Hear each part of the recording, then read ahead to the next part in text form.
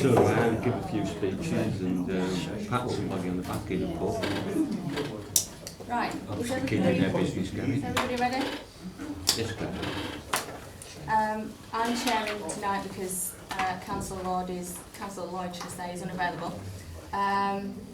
We've got some public speakers, so before we go on to any of the notices, the fire drill is not expected tonight, so if we do have an alarm, we need to exit the building and convene in front of the Yorkshire Bank across the road from the main entrance in an orderly fashion, and don't use the lifts. And the next, we've got apologies from Lynn Price and Ingrid Clabbit. Thank you. Councillor Trowman will be arriving late. Is there anybody else that needs to? Councillor Phillips might be arriving late. She's on moment.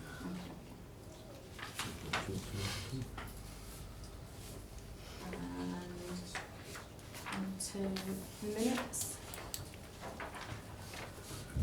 So it's the minutes from the meeting on the 16th of November.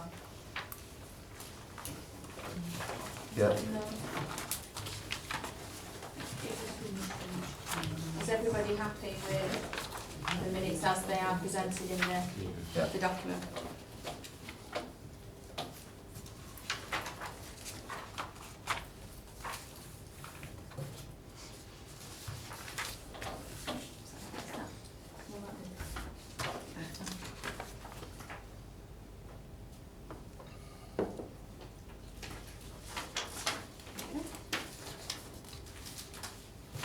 And are there any declarations of interest that we've not already got logged with anybody?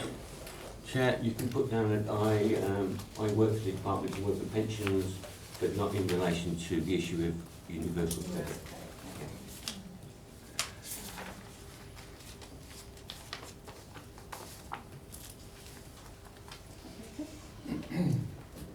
And on to the public speaking. We've got Esther Barrett and Henry Webster from P3 who are, they work on behalf of us and the county with regards to homelessness. Would you like to come and give us your break?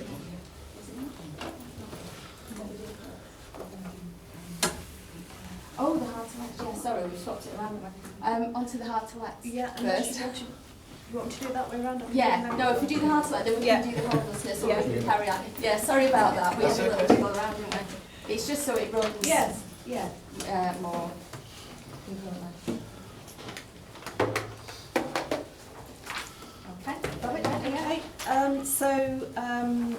Housing and Communities were asked to do a report to provide information on what the service unit have done to tackle the problem of difficult to let properties. So Nicola's pulled this report together and has included a little bit of background, I presume you've probably read through it, about the reasons why we get properties that are difficult to let, what we've tried to do to encourage people to bid on some of these properties, and some of the ideas that we have going forward. What I would like to say at the beginning is we've got less than 1% of our stock difficult to let in the borough. We've got nearly 6,000 properties, and there's only ever, currently there's around 54 properties that are difficult to let week in, week out. Previously, which is presumably why this report was requested, we did have more than that. We had properties that were upper floor, 2-bedroom properties and flats that were proving difficult to let because our allocation policy didn't allow children in upper floor flats. So we struggled to let those properties. And if you recall, earlier last year, we came to Scrutiny and to Cabinet to change our allocation policy with a view to allowing families to make a choice, and if they want to go in an upstairs 2-bed, so be it, they could express an interest. That has, as you'll see in the report, that has dramatically reduced the number of completely. We don't get, very rarely get upper floor 2-bedroom properties now standing empty. The properties that are the ones most difficult to let, that are empty the longest and week in, week out are the same properties, are the bed sitters on one bed flats in some of our independent living units and our sheltered housing stock, as was. So that has been the case for a number of years. For various reasons, they're no longer desirable. Bed sitters in sheltered housing is perhaps no longer desirable to older people. Some of the stock itself is unattractive to people. There are other alternatives. There's extra care that's come in, and all people are staying in their own homes longer and choosing not to consider council accommodation. So they reached a point where, with the reduction of supporting people funding, that was funding the sheltered housing service scheme managers, a review was undertaken of that stock, of the sheltered housing stock, as you'll be aware. And as a result of that, some of the schemes were decommissioned completely and no longer classed as sheltered housing, independent living stock. And they will commence being advertised, and already have, to younger but still mature adults, so over 50s, over 55. So slowly but surely some of those schemes will no longer just be available for over 60s or people with medical reasons. So that leaves the issue of those bed sitters that are going to remain unattractive and not in demand for people as a choice. And what has happened now is that property services have done have reviewed some of the schemes, have come up with some plans for proposals to adapt, convert, and in the new financial year, work will take place to do some of that, to improve some of the stock so that it can be made more attractive to people. So it's a case of saying, yes, we know we've got difficult to let properties, we've got fewer difficult to let than we've ever had, but the ones that are difficult to let are an issue because of the type of accommodation they are. So the way to address that is to look at conversion. Bed sitters just aren't a type of property that older people aspire to. I presume that early in the new year, when the plans roll out, that Julie Jackson, Councillor Jackson, will be able to appraise you of how that's going. Okay. Has anybody got any questions? Yeah. Correct. It's a pity, really, the form of what I filled in isn't present to show what questions I'd asked on the form, because I'd also took photos of difficult to let, so I went to look to view. Because the questions that I asked were, how much council tax are we paying on these difficult to lets? How much have we paid over the years on council on these? And couldn't we have spent some money to improve them, to save on the 150% council tax? That's the sort of questions that I was asking. And when I went to see the difficult to lets, there weren't that much, really, to be fair, that was wrong with them. And also, when I first became a councillor, I had two wardens' houses in one of our complexes converted into flats and let out. And they'd been stood still for 5 to 7 years, 5 years on one, 7 years on another. So I know that they can be still let out in sheltered complexes. So it's difficult for me to understand why we've got difficult to let in sheltered complexes, because I know that it can be done.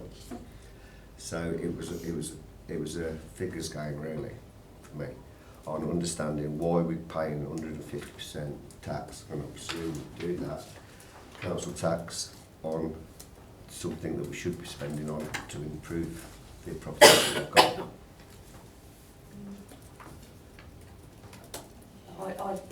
As you know, I didn't prepare the report, so don't know what the question was. Certainly, if you want to know facts and figures on council tax that's been paid over the last number of years, I'm sure we can provide that. What I would say is, yes, you're right, the conversions that were done at Kingswood Court was a house. The difficult to lets in some of the schemes that I'm talking about are bed sitters in older schemes that the only conversion that we can potentially do is making 2 bed sitters into a 1 bed if they're next door to each other, because they're scattered about. They're not, they're not in a nice little unit. And I would suggest that finance has been an issue in terms of conversion, at the same time as a reducing demand for that type of accommodation. So, yeah, I mean, it is being looked at. There is money being put aside for the next financial year to tackle some of these issues. But if you want more information, that can be taken back, and I'm sure, more detail maybe on. Well, yeah, just to come back on that, like I say, it's like the question that was put forward, or the questions that were put forward, has totally been played down and put down as a purpose of the report is to provide information. I think the purpose of this report should be to come back again in 6 months' time and see what they've actually done. I agree with that. Okay. Well, and to answer some of the questions that I actually asked. Do you want to resend those questions so we can? I've got them. Have you? Okay. Is there anybody else? Claire, Jan, is there any relationship with the difficult to let and our homeless figures, in the fact that obviously we offer single people who become homeless or whatever, or is there an age issue because the majority are in sheltered accommodation? Yeah, we rarely, where we get an older person that's homeless that we've got a statutory duty to, by all means, yes, we can house in a sheltered housing complex. But the vast majority of single homeless that we have a duty to are younger people with complex needs or vulnerabilities, and so can't be accommodated in a scheme where there's elderly people and it's primarily an independent living unit. Yeah. And that's the majority of the 54 properties at present? I do this figure every Monday, and all 53 of 54 that are difficult to let this week are all bed sitters and 1 bed flats in informal warden scheme, sheltered housing. The one that isn't is I think it's a ground floor 1 bed flat in a general purpose block that we've had difficulty letting, which is for other reasons. Maybe that it just happens. What we class something as difficult to let once it's been refused twice, or we've had no expressions of interest on it. So at that one will actually be let. Probably over the next couple of weeks, but because it's been refused a couple of times, we class it.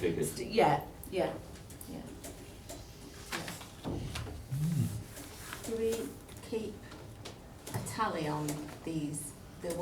For example, ones that have been empty for such a long time, rather than ones that have been turned down twice in a week. Oh yeah, the statistics are kept. I just look at a round figure really, but yes, that's broken down into the different types and the different reasons, so that we can, clarify and monitor. Because if we're getting, for instance, a flat or flats that are in a general purpose block that are being refused or people aren't bidding on them, then that highlights there's an issue there. What's going on? Is something happening? So those statistics are looked at by the Landlord Services Manager and by the Property Services Manager. So on the flip side of that, it could be that there's nothing wrong with the property, it's just that we haven't got the type of tenant that is interested in it. So it's not necessarily an issue with the property itself, but maybe... That can happen, yes. And that was the problem, that was the issue with the upper floor 2 beds, because there was nothing wrong with them, but the allocation policy, we hadn't got any tenants that were single with teenage children or that could bid on them. So once we changed that policy, so we allowed anyone to bid on them, they were gone, snapped up. As an officer, would you think it worthwhile to review the allocations policy that we've got now?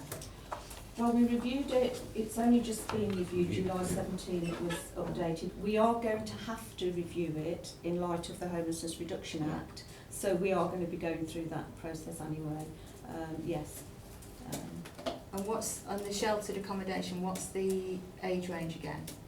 It's 55. The independent living units are 55 and over with a medical need, or 60 or over regardless. Yeah. So you don't have to have any medical issues. Or 55 and over if you've got a medical issue.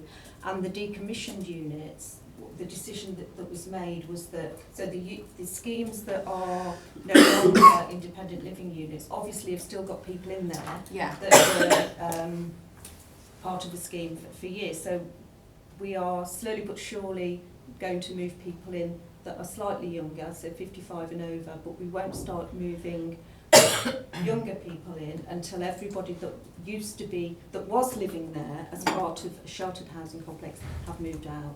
Right. So new people are aware, new people that are signing up from last year on will be aware that the scheme, the age range of the scheme will change over time. Anybody else ready? It was part of the agreement with the shelter company, wasn't it? I think I've got any more questions. I'd like to ask, well, I'd like to just say that I'm really pleased about the 2-bed flats, because I think that's a real turnaround, and we've now got families Yeah. that wouldn't have had a roof over their head. So I think that is a really nice thing to read, actually. Could I ask that in the next report, along with Councillor Watkins, we have a breakdown of the difficult to let in so much as reasonable reasons as to why X number are difficult to let compared to, you know, like I say, if we've got some that have been turned down twice in a week and then moved on, it kind of gives us a little bit of a It's rarely that now. Yeah. To be fair, it's rarely that. It's the type of property. It's the because there isn't the demand for independent living unit properties that we have, the bed-sitter type property. That's not to say there aren't older people on our waiting list, but they're They not don't want interested in. Yeah. Okay. Thank you very much. So we've jiggled around a bit on the agenda.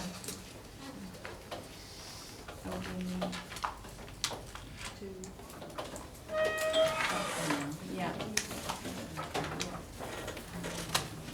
Yeah. So we're moving on to agenda item 7 at the moment. Instead, the welfare reform. 9, yeah, sorry. Agenda item 9 is moved to 7, and then the welfare reform update is moved to the end because the speaker is running late. So if you would get on with the agenda item 9, which is the homelessness abuse of temporary accommodation. Do you want me to? Can you do your Yeah. bit first and then I'll do you in, because I think you can start tired afterwards. Okay. Okay. Yeah. Right. Okay. So I was asked to do a report on the current use of temporary accommodation in the borough. Talk a little about the issues that we've had and the risks and the future challenges that we've got in terms of temporary accommodation. So you will see that I included the background to why we have to provide temporary accommodation, and it's a statutory requirement on all local housing authorities as part of their homelessness duties to be able to provide emergency or temporary accommodation to families that require it. So that's been the case for many, many years. The issue that has brought this to the table is the fact that the use of temporary accommodation has increased by about 60% since 2011. There are more people in temporary accommodation than then. Partly, partly I imagine because of the changes to the welfare reform that came in about 2012, but lots of other reasons as well. So we provide, we have at the council, we have our own homeless hostel that you've probably heard about, the Gables. We also have bed and breakfast accommodation that's provided by NABSAL, and that provides us with 32 rooms, which are always full, which means we use other bed and breakfast in the borough as well at the moment, and also, unfortunately, temporary accommodation outside of the borough when we have to, and we are doing that as we speak at the moment. The increase in temporary accommodation, rather than me read through every single paragraph, because you probably will get fed up of listening to my voice, but the reasons for the length of time that people are in temporary accommodation and the numbers increasing are partly to do with an increase in private sector landlords no longer wanting to rent and serving Section 21 notices. That's one of the top 3 reasons in this borough. Domestic violence has increased and always seems to be one of the top 3. It sadly doesn't seem to diminish. It increases at certain times of the year, but it's one of those reasons that is always high on our statistics. And the top 3, the other reason is young people who, due to parental conflict or family conflict, are asked to leave. So young people thrown out of home. They're the main 3 reasons for homelessness. That's not peculiar to Nuneaton and Bedworth, that's generally a national figure. Welfare reform, when it was introduced in 2012, impacted and was one of the reasons we are told by private sector landlords, so this isn't me just making it up, for them coming out of the market and for deciding that they no longer want to rent to clients that are in receipt of benefits, and that's because of the changes to the benefit cap, the benefit rates, the changes to a landlord being able to get rent payments direct, the vision of universal credit coming over the horizon, and that has latterly, very recently, since probably September, October, had a massive impact here. We've lost 2 or 3 landlords that were very, very useful to us, that can no longer want to continue because of the issues that they've got.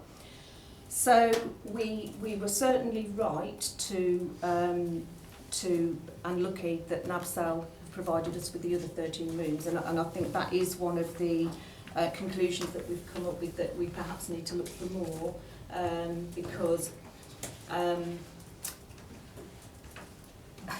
the situation isn't forecast to improve particularly, and new legislation, the Homelessness Reduction Act, that's due to go live in April, is going to mean that we will have people in temporary accommodation that we didn't previously have, and for longer.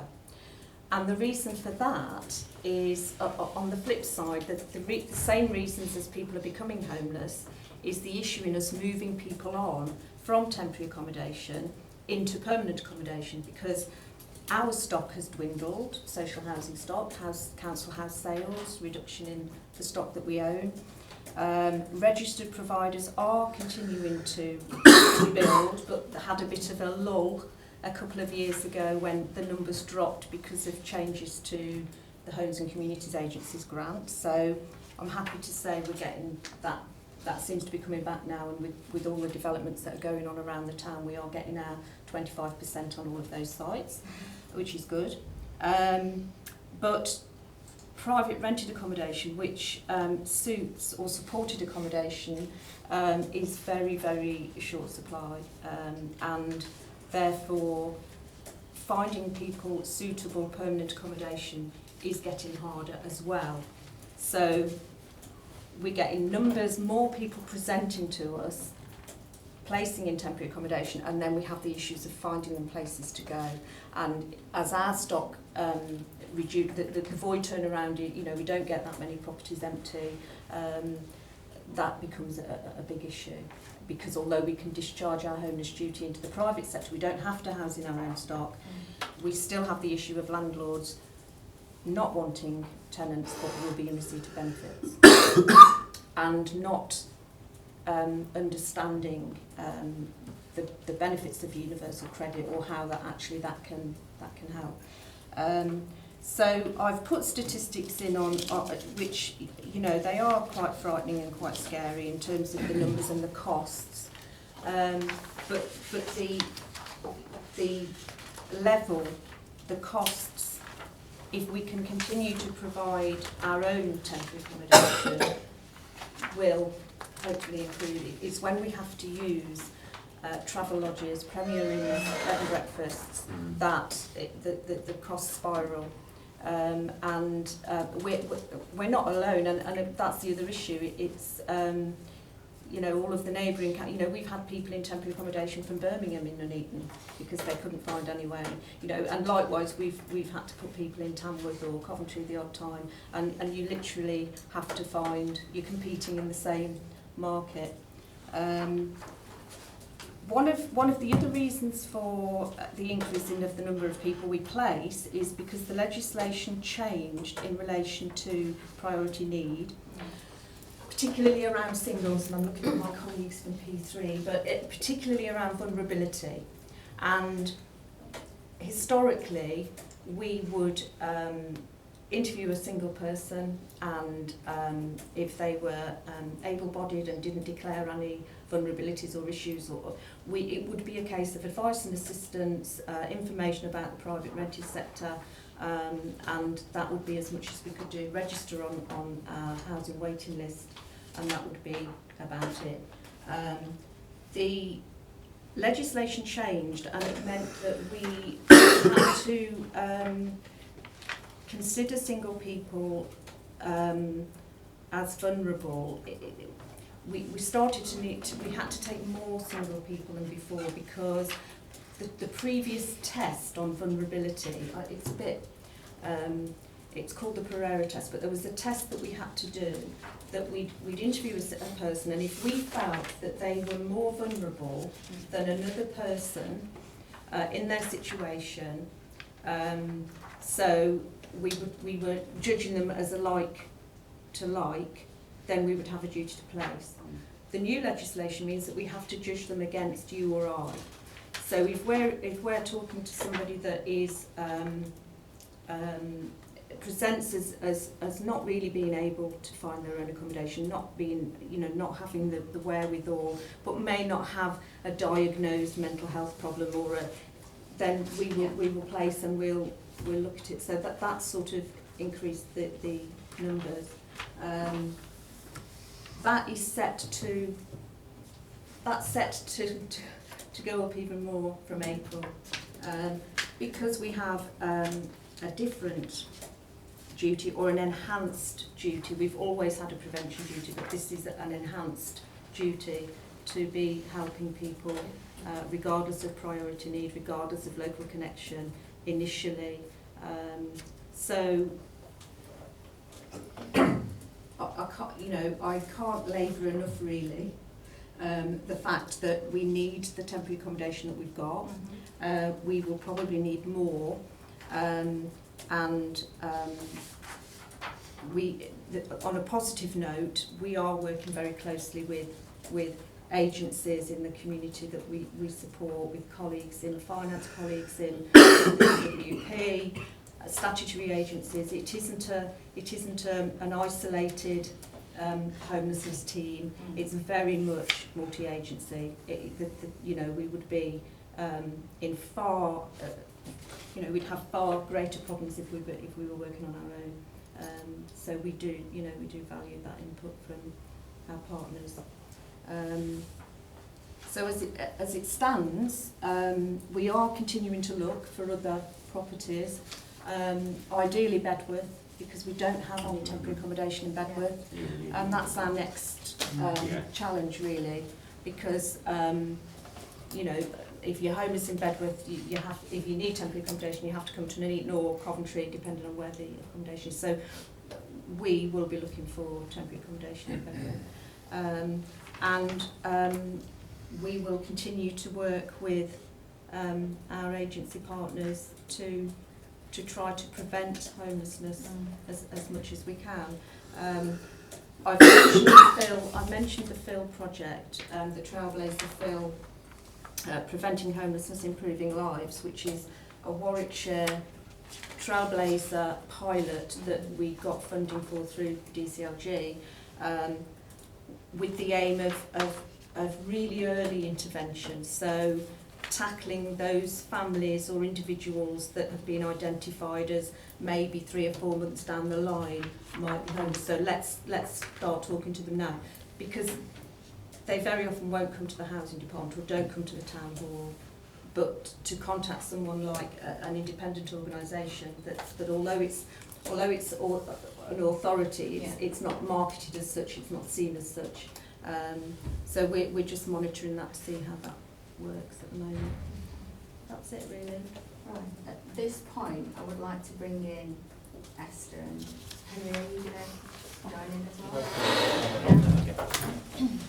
Yeah. I'll just introduce you. This is Esther Barrett and Henry Webster. That's it. Yeah. They work for P3, which is the partner organisation that you just mentioned, and I thought it might be a good idea to actually invite them to speak to us about what their side of the homelessness,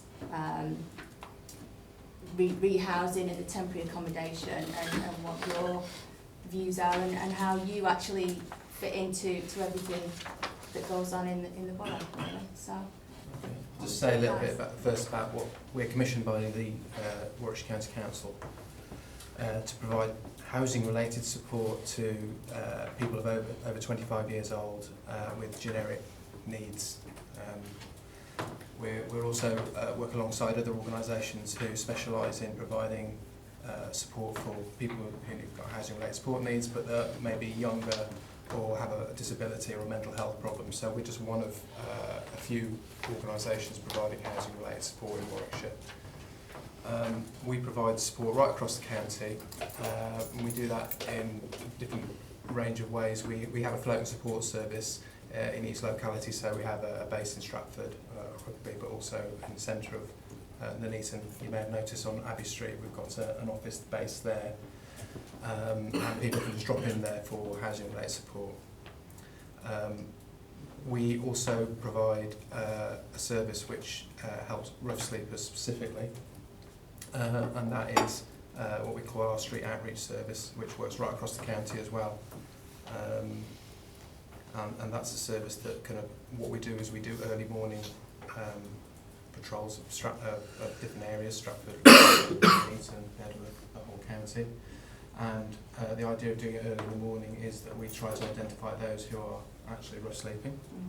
We also try and identify those who are most vulnerable. You may be aware of people who are presenting as homeless in Nuneaton and other parts of Warwickshire, and our job really is to really identify who really is and isn't sometimes, and actually to start working with people to look at housing rather than anything else. We do our best to cover the county. We do that in different ways. So we have a mobile advice bus which can travel any part of the county and pitch itself anywhere. We'll have 2 workers on there. So some areas in North Warwickshire are harder to reach as it is in South Warwickshire. So our van can travel out there, and we can offer support. Do you want to say a bit about the rough sleeping service a bit more? Yeah, I mean the street outreach team is a very small part of the overall offer that we've got with the council, but we felt that it was really important to have that as part of our offer, and it's actually the busiest part of our service, and it's under the most strain. There's only 2 members of that team. We're just getting an additional staff member for that. And we've also got a Housing First contract with Stratford Council, which is particularly looking at entrenched rough sleepers and getting them into accommodation, but having a whole package of support around that person. So yeah, the street outreach team will go out very early in the morning and look at working with police and rangers, if there's rangers in the area. And then we will look to seeing what we can offer that person. And I'm sure you're aware the offer that we give them is very limited most of the time, because there is no duty with regards to kind of council obligations. So normally it's about us looking at linking them back to maybe where they came from, if they're from a different area, or it might be offering them a bed somewhere out of Borough, which for me is quite unfortunate, because if they've got family that are local, we need to keep that family together, and we need to keep that support around that person as much as we can. And when we're moving people into the centre of Birmingham, which is very often the case because of the lack of accommodation locally, there is supported housing in this area, but it's very difficult again for those entrenched rough sleepers that have complex needs and have potentially been antisocial previously, or they've got large amount of rent arrears. It's very restricting for us as to how we can support people. I think that's...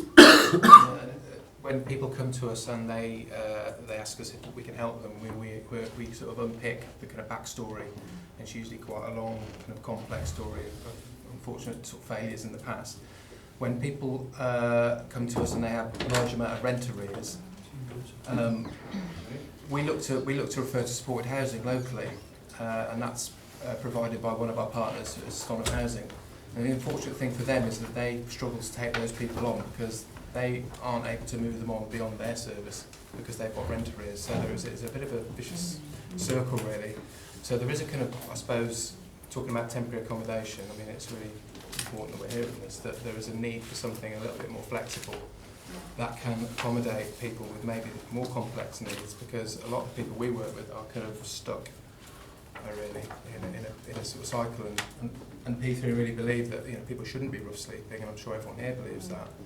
And another thing we're very interested in more recently is about giving the community ways in which they can help. Where our offices, we often observe members of the public who give money to people who present as homeless, and those people quite often, I'm guessing, don't have much money themselves, and the people in Nuneaton and Bedworth are very generous, clearly. But I mean, in our view is that money could be probably spent in better ways, and we've been investigating alternative ways of giving, which is something we'd like to do in this area as well, which is a way to allow people to, if they want to give money or sort of time or whatever else it is, it can go towards supporting organisations, or it can go to constructive things which actually address the problem in a broader sense, rather than that person who's presenting to them, who often is completely legitimate, but often it's not really kind of doing much to help them.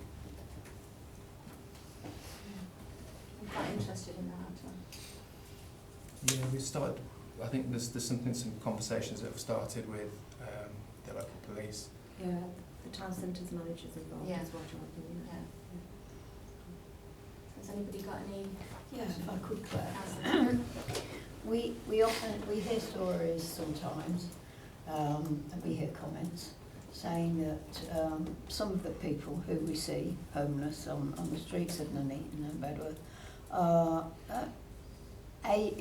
effectively not homeless, for however you want to clarify that, or they don't want to go into a hostel or into any sort of accommodation.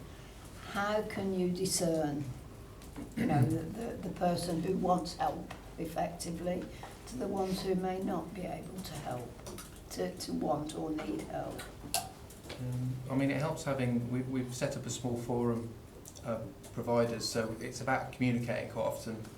So the local police sort of can support us, we can get support from our colleagues at the council to understand people's situations. Quite often we find people's version of events varies.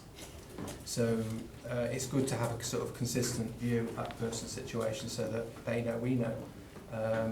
But often it's, you know, the advantage of working for a charity is that people can be sometimes much more open, can be quite trusting, because I suppose, you know, the voluntary sector we're slightly less threatening, we're not an authority sort of figure, so sometimes we get kind of the best view really from people's situations, but we sometimes have to rely on others to get the real situation. So it's a mixture of our skills really in the voluntary sector, but also talking around a table really and sharing information. Thank you. Thank you, Chair. Yeah, if I can ask, it sounds to me like where people are identified as being genuinely homeless by you guys, if they don't have a really complicated backstory or other issues, then there are, you know, routes, pathways you can steer them to get them back into to being housed in some way. And I'd be grateful if you could just describe how you do that and what kind of organisations assist with that. But what about also those people you talked about with more complex needs, the ones that have got track records, they've maybe been antisocial, where they've been in hostels or have been rehomed in the past, they maybe have rent arrears or they've got other big issues there. They're obviously more difficult for you to help, and you said there's a shortage of organisations that would help those people in our area. What kind of organisations would help them in our area, and what in other areas that you deal with, what's different about them? What other firms or organisations or charities are in other areas that we don't have that we could encourage in? I mean, we run 24-hour supported housing services in other locations. I used to personally manage a 24-hour supported housing service for both complex needs individuals and women with mental health issues in West Bromwich and Tipton, as you can probably tell by the accent. Yeah. I am from the Black Country. And there was more money around back then, to put it bluntly. But we were able to work with individuals that nobody else would. And we didn't have restrictions because P3 is a very inclusive organisation. What I find with some supported housing services, they're not as accommodating to individuals that are very complex. And I don't know if that's because they're not staffed of an evening, and they should be. Because to me, when somebody's in supported housing, it's normally because they can't manage a tenancy by themselves, and the reasons why they're not managing is because of, it could be antisocial behaviour, it could be drug dependency, a range of issues. And for me, we should have a few more choices. If we had a 24-hour supported housing service and then a step-down service that was managed 10 till 4 Monday to Friday. So who provides kind of step-down? It would be in our voluntary area? sector services. Well, if Stonham had that model, for example, in this area, we have that model in other locations. We've got a direct access hostel that's a 12-week assessment centre in Wolverhampton. Someone goes through that process and is then put into one of 3 other supported housing services, and they can stay there for up to 12 months. And after that 12 months, we then have move-on properties. So there's a nice flow, and it's seamless for the client, rather than going to this service and to that service and having to tell 10 people their life story when, they don't want to have to do that. So is there anywhere in Warwickshire that does the kind of thing that you're talking about? For me, for the most complex individuals, Housing First is the best model, because you take that person as an individual and you follow them through their journey. The only thing they have to agree to is engaging with the support. And who pays for Housing First? Well, it's local councils that pay for that, but if you look at how cost effective it is, and we did a social return, on a similar scheme in Tipton, and every pound spent saved £6 to the taxpayer. So if you look at kind of people that are causing a lot of crime or drug dependent, in and out of hospitals, the cost of that compared to the cost for Housing First is a lot cheaper. But it's whether you've got the capability to have kind of a preventative view on working with complex individuals. Is Housing First the Stratford? Well, we do that in Stratford, In Stratford, yeah. yeah. Yeah, I thought so, yeah. So that requires a kind of a multidisciplinary approach, so you Yeah. get the buy-in from all your partners. So you've got your local police involved, you've got your councils involved, drug team, so it's everyone knows what's going on in theory, and that person gets a kind of wrap-round support. So it's not a case of having separate meetings about the problems with the tenancy. It's everyone understands what's going on, including the client. They know what's available to them, and that person gets flexible support, because quite often the people who are the most hard to support don't fit in with regular services, so they're not 9 to 5. They don't pop down the council and have a chat with an advisor, because quite often they pop down the council and they blow the top, and then they're not allowed to come back for whatever reason. So they need a sort of service that's sort of a little bit more kind of flexible for them, and that's what we try and do. Councillor Glass, yeah? Yeah, thank you. There's you've told us basically about a model of you've got entrenched rough sleepers on the street. Do we know how many of those people are? I'm thinking of if we've got a process in action where you go from the police to such and such and such and such and such and such, there must be a general understanding how many rough sleepers, for argument's sake, is in the area. And if we know how many rough sleepers in the area, is there no way we can get something up and running that could deal with those rough sleepers? Or I'm trying to think of a suggestion or an idea of how we could actually do this. Because what it seems to be is that we're doing perhaps something 2 or 3 times, and perhaps we should only be doing it twice, for argument's sake. Because if some people are beyond help, that's, I mean, real problems, they've got to be assisted and helped in other directions rather than from the Borough Council. So is there a generalisation, and I'm talking about generalisation, of rough sleepers, and has it gone up or has it gone down in the last couple of 3 years? And if so, how can we try and manage that flow one way or the other? The councils, there's been a rough counter estimate that's done right across all councils, and I think that was done in November by the council, and I wasn't sure exactly what the number was, but there's a definitive number that's given. It's not many. It's not Two. many. No. 2 people Right. in Yeah. Nuneaton, Bedworth. I mean, we work with more than 2 individuals Yeah, because that consider themselves to be street homeless. And you've got lots of levels of homelessness. You've got people in temporary accommodation. You've got people with no fixed address that are sofa surfing or, you know, grabbing a night here and there. And then you've got people that are... So there's lots of layers of people, and we definitely work with more than 2 individuals. But when we do our outreach at 5 a.m, we never see many people in Nuneaton and Bedworth. It's always a very low figure. But I know that the night shelter is full every night, and I don't understand that, because, you know, we're very visible. We have over 100 people a month come to our service for support into our drop-in. So we're very visible and people know that we're around. So if there were more rough sleepers, I would like to think that we would know about those people. Do you know what I mean? I was out with the street pastors in Rugby, and at the start of the night, there's quite a few. Yeah. And it's amazing by 4 o'clock in the morning at 3:30. Yeah. that- People find somewhere to go. And actually there, the pastors have got a whole bunch of places they could direct people to. And they said, literally, nobody that we speak to has to be on the street. We will find a place for them. And the only 2 in the end that were left there were the guys that absolutely, you know, thanked very pleasantly, but got quite agitated when they were pressed, and they were happy where they were because they had other issues going on in their heads, I think. So that seems to be about right, that, you know, homelessness is far more than the 2 rough sleepers. Yeah. It is all the sofa surfers and all the rest of it. Yeah. But when you drill down, it is a surprisingly small number that are actually out there in the Yeah. cold at 4 a.m. And the prevention work is really important as well. And you know, for us, that's a huge part of our role, is to try and support people to stay in their own home.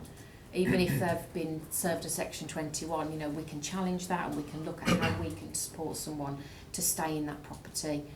So, you know, the FIL, we did receive some funding regards to the FIL, so we are involved in that as well. So that is just as and I important. think, as I was saying, we're really keen on the preventative side of things, but without that, things like the night shelters perpetuate the problem because they become the solution and they're not, clearly. They're places people can go, so people can just bounce there.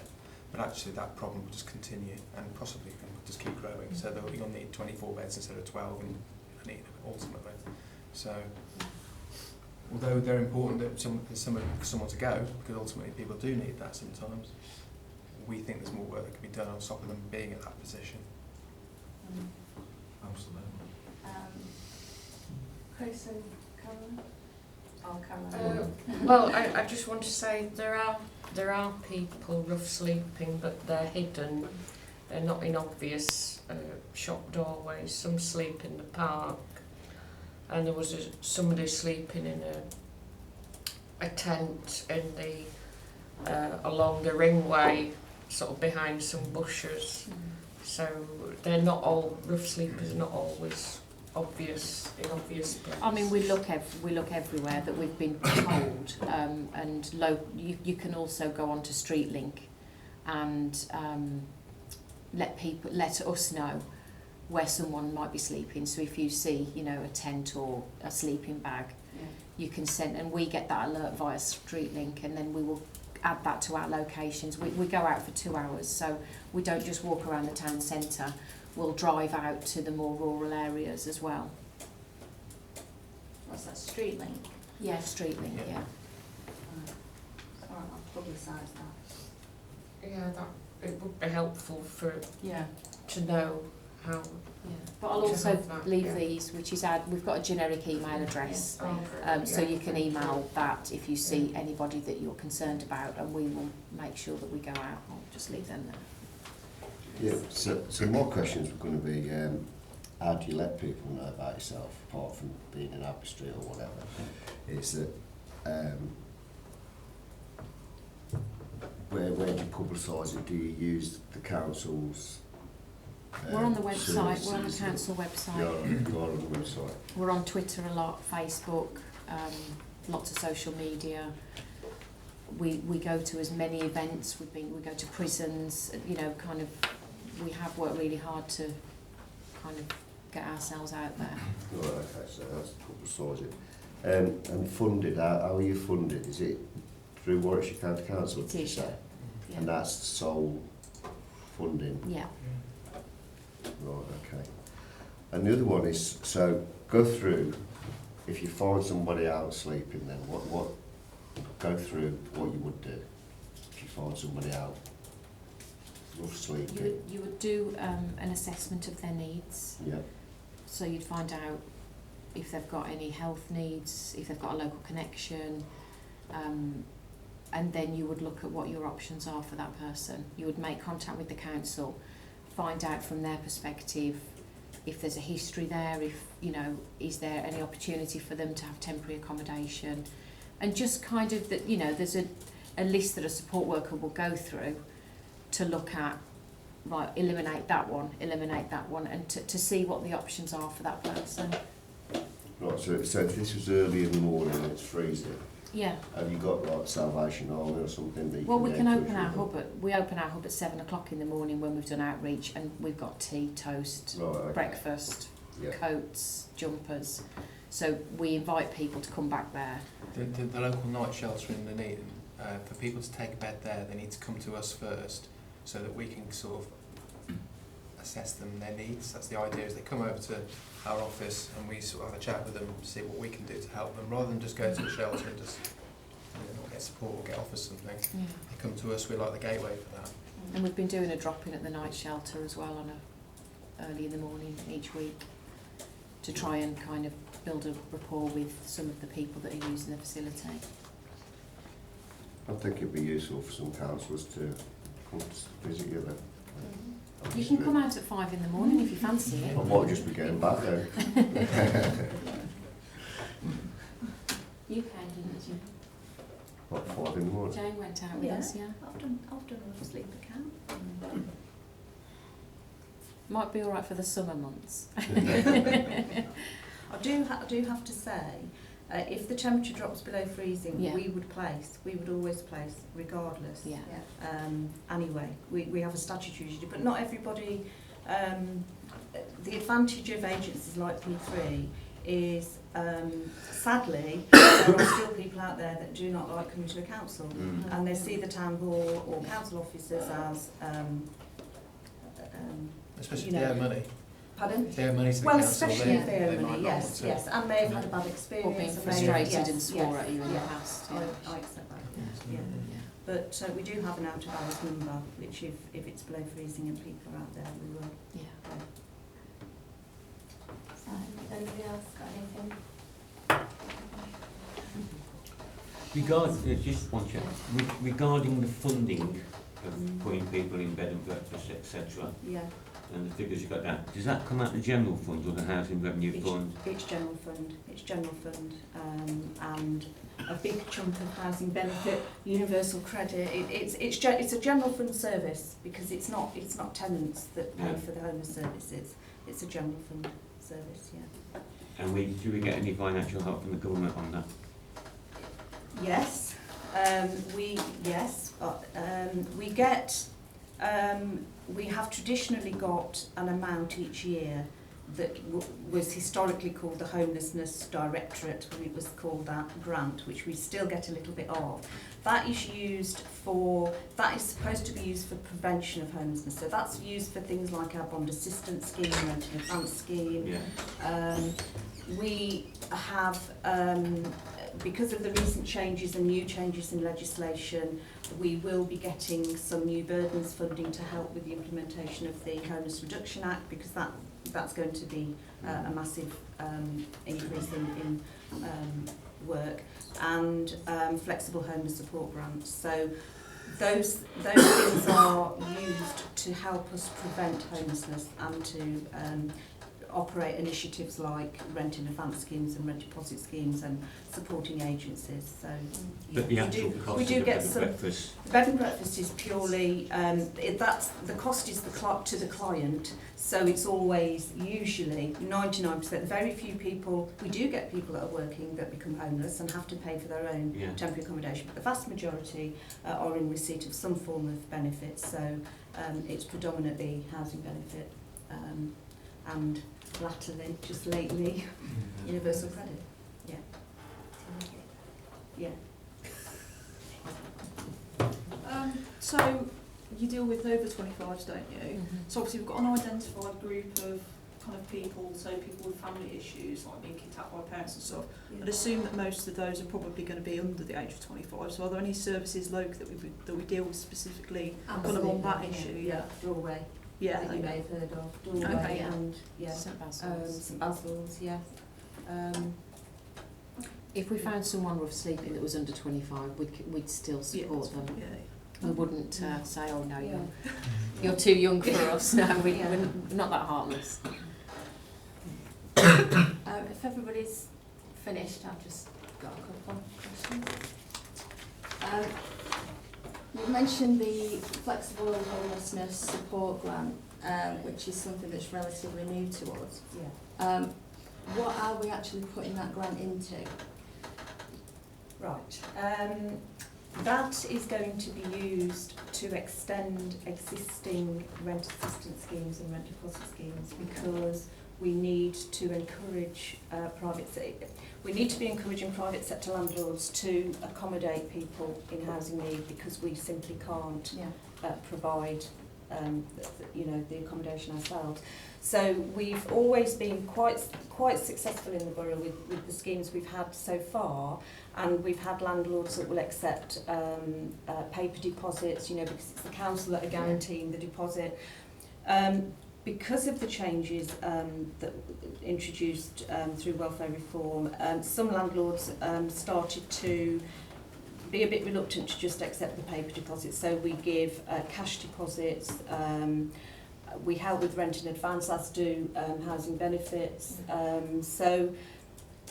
But we are trying to work with landlords that are on the cusp of thinking about not renting anymore, and working with them to find out ways where we can continue to support them. And the whole crux of the grant is for us to prevent homelessness. So if that means we agree with the landlord that we will pay rent in advance or a deposit, and if that landlord then has problems with that tenant during the 6 months, 12 months, or I'll give you an example of how we've used the money. We had a landlord that was happy to pay a tenant that was in receipt of, that wasn't working, and this tenant really struggled with the garden. It was getting out of hand, so was considering evicting on that basis. So we had the garden cleared and tidied up, and then a family friend is then willing to help out. And although that might sound slightly off the wall, it is preventing someone. It's preventing somebody with a roof over their head, so and it's a small thing. It's those types of things that we're having to start to think about. Yeah. New home packs help with basic skill. Some of the work actually that we already use, some of the partners that we use to help people set up in home, which will encourage the landlord to take a risk, take a gamble.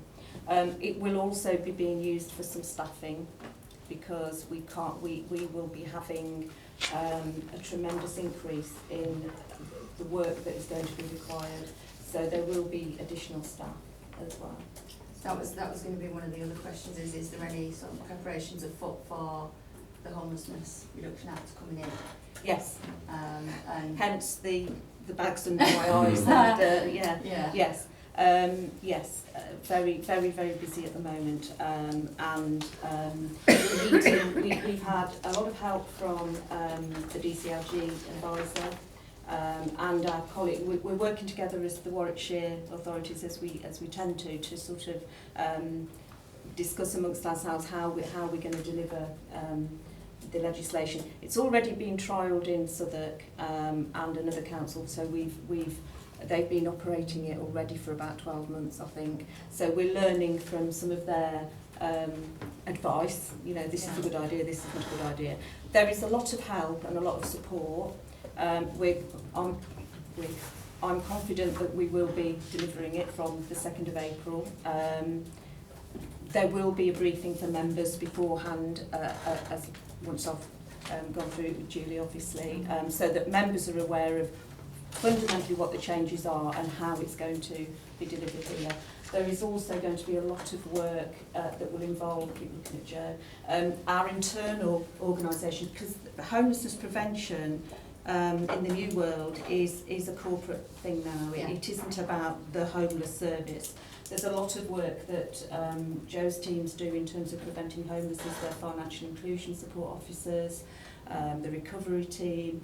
So in order for Nuneaton and Bedworth Borough Council to continue to get funding from the government to continue preventing homelessness, we have to properly tell them what we do here to prevent homelessness. So we need to include the work that some of Joe's staff do, we need to include the work that some of the agencies are doing in the borough, so that the DCLG get a clear picture of prevention initiatives. Yeah. What have we considered a Housing First initiative like Stratford? Because there was I went to one of the night shelters last week, and I was having a chat with the guys there, and they were telling me about there's a couple of people that they can't get into the night shelters because basically they can't elicit the information out of at least one of them, who will not even tell them what she's called. So they can't allow her in because she won't fill the forms in to even give a name. She sounds like she's got mental health issues as well, to be quite fair, but something like a Housing First initiative would be brilliant for people in that sort of situation, because the night shelters don't like turning people away. But if you literally have got somebody who won't even tell you their name, they're really struggling. And have we considered a Housing First initiative in any respect to We're, get people off the we're, street like we're that? poised and waiting for Stratford's experience. What we tend to do a lot in Warwickshire is, because we work together as the heads of housing, we get Yeah. together and look at changes in legislation and various initiatives. Housing First we're aware of, but we want to learn from how successful that is and what it involves first, because it does, as Esther said, it requires multi-agency buy-in. Yes. So Warwickshire County Council, Health, Police, the local authority, probation, mental health, you name it, whoever, you know. So I think Nick Cadd is leading on it at Stratford. And we will be watching this space really with a view to if we think it's it's been piloted already, isn't it, in parts of the West Midlands, I think.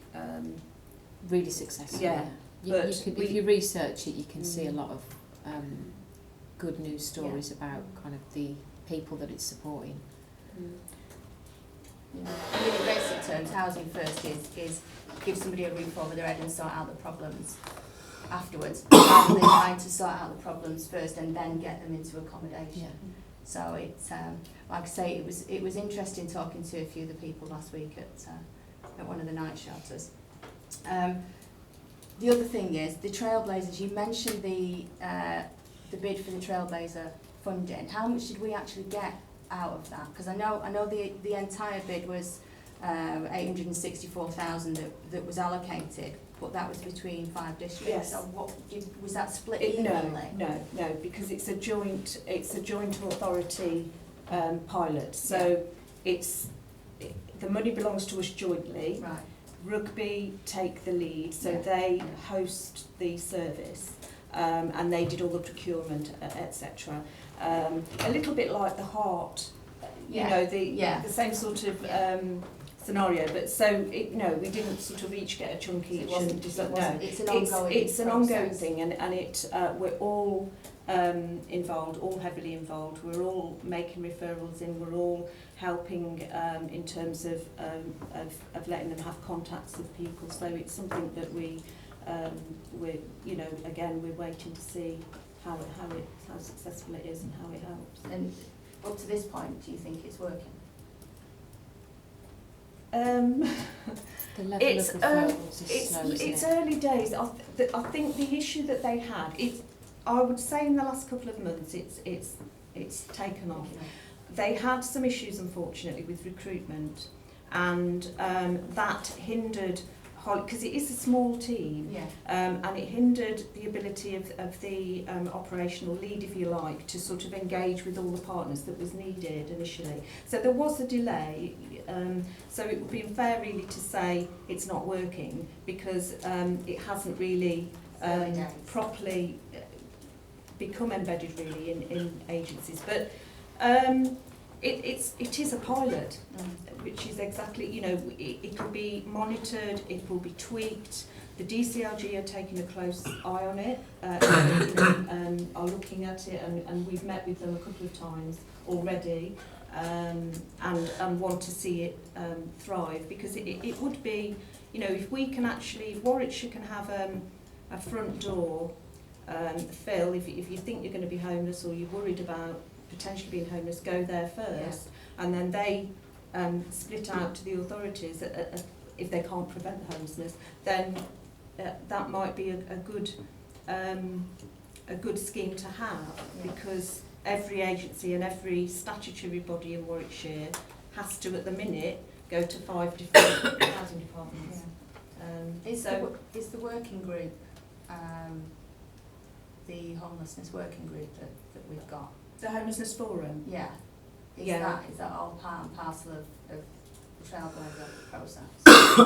No, it feeds in, but it's not part of it. The Homeless Forum is a P3-led initiative, and that is a very local, just this borough. So that's P3, Doorway, IGO, the police, but that's about local homeless people and local issues. Okay. Yeah. Thank you very much. unfortunately had to make a phone call to one of your guys the other day to try and get some assistance for somebody, so I might be emailing you a little bit later on to see if you can give me an update on if anything's gone on. Yeah, To help definitely. them out. But yeah, thanks for coming. It was really interesting to. Nice to meet you all. Yeah, thank you.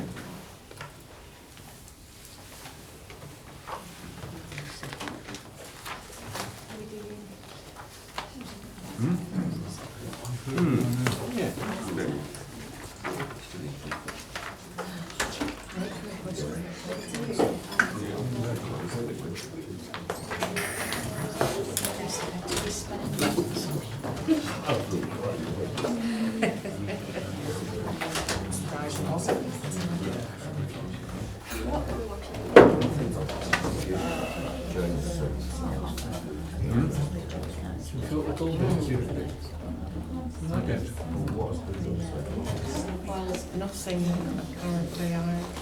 The secretary has. Right, we're on to Is anyone still? item, yeah, the item 7. Because we've spotted them all around there. Yes. So it's the universal credit, the presentation by Mark Hartley of the Nuneaton. Hello. Over to you. Good evening. Thanks for inviting me. Obviously, I've been asked to give an overview of Universal Credit, and Universal Credit has obviously been live in Nuneaton and Bedworth since the 25th of October. I'm Mark Poultney, I'm the Universal Credit Partnership Manager for Mercia District. There's two of us, one covers Hereford and Worcester, and I cover Coventry and Warwickshire. And my role is specifically to work with partners as we roll out with Universal Credit. Thank you. And previous to this role, I was an operational manager. I've been operational manager for several years, and part of that operational management was 9 months with Rugby, as they were delivering Universal Credit for the, one of the first offices. So I've got 9 months operational experience. And our district manager wanted some operational experience in with the partners to roll out, because one of our reviews of previous rollouts was we needed that operational experience in to actually build the experience of our partners. And obviously since June, when I joined this job, I've been out and about in the Nuneaton and Bedworth quite a lot, met lots and lots of new colleagues, and actually started to build that. I will say, in terms of rollout, I still get more enquiries from Stratford and Rugby that have been rolled out 18 months and 12 months than I have from Nuneaton and Bedworth, from partners. And I think that doesn't mean there aren't any issues. I just think that the partners out there know just a little bit more about what Universal Credit means. And I think obviously that model going forward should help with future rollout. But obviously you want to know a little bit more about what Universal Credit is, and that's what I want to do. That's where I've come from. My role is specifically to work with partners. So I'm sort of new to all of the partnership regimes, and a little bit I've picked up quite a lot of who's who and etc.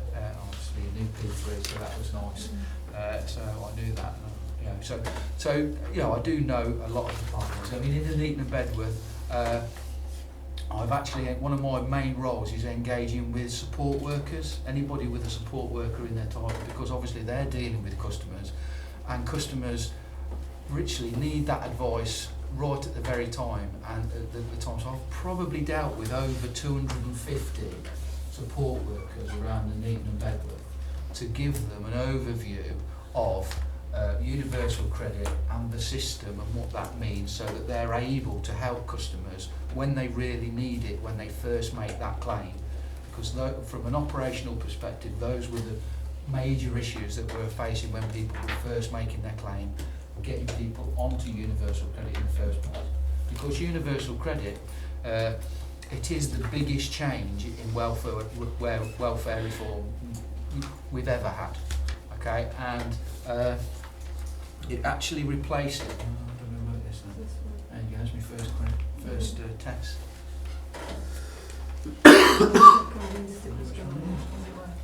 Oh, no.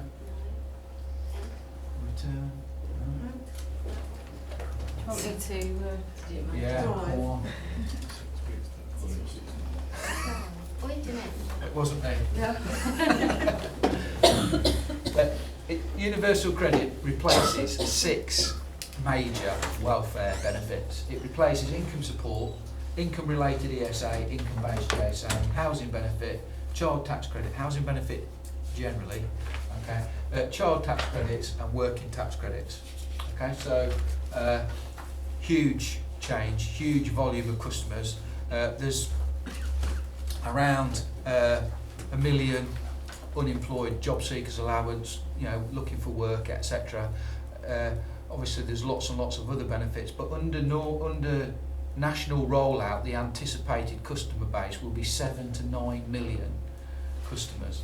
So the actual volume of customers on Universal Credit and going through the job centre network, even though they go through the job centre network at the minute, they actually join the job centre as in the actual building normally 3 to 6 months. If they're not a job seeker, they're normally 3 to 6 months or even 12 months later, and we might never see them because they never have to come to the job centre for an interview.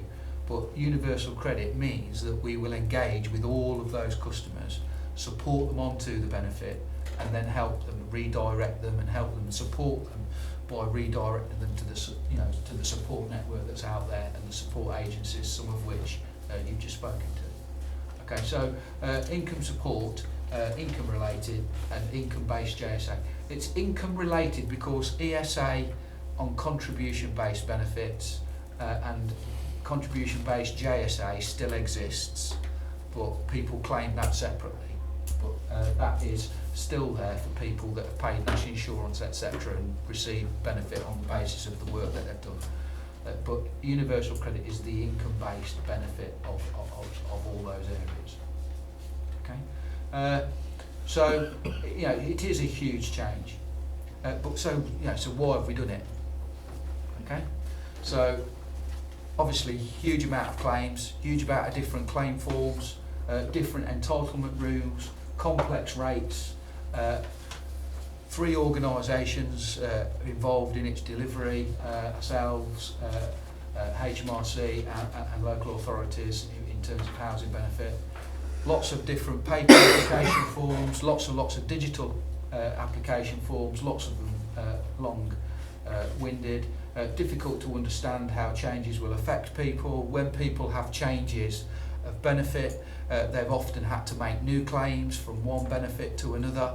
In the past, people that were on job seekers allowance, if they were ill, they had to close their claim down and then claim employment support allowance. Similarly, when they were well, they then had to close their ESA claim down and claim job seekers allowance. And equally, when people went into work and it was only temporary work, they would have to close their claim and come back to, you know, and then obviously reopen their claim and make a new claim to job seekers allowance when their work finished, including if it was temporary work, and some of that for some people was on a weekly basis with the nature of the labour market that we have. So there's huge transition of claims of moving between work. So that's, you know, one of the major reasons and one of the major successes that we have with universal credit is that actual transition into work value, which we'll talk about.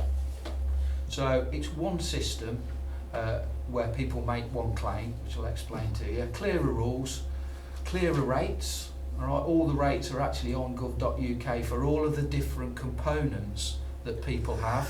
So you've got, you know, child component, living component, housing components. All of those are based on individual. It's clear for the reasons why people claim.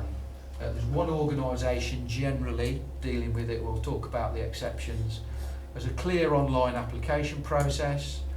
People can make their changes online, and the implication of that is that those changes are instant. They don't have to make another benefit claim. It's one claim, and that any changes to their benefit can be done by a change of circumstance as opposed to a completely new claim.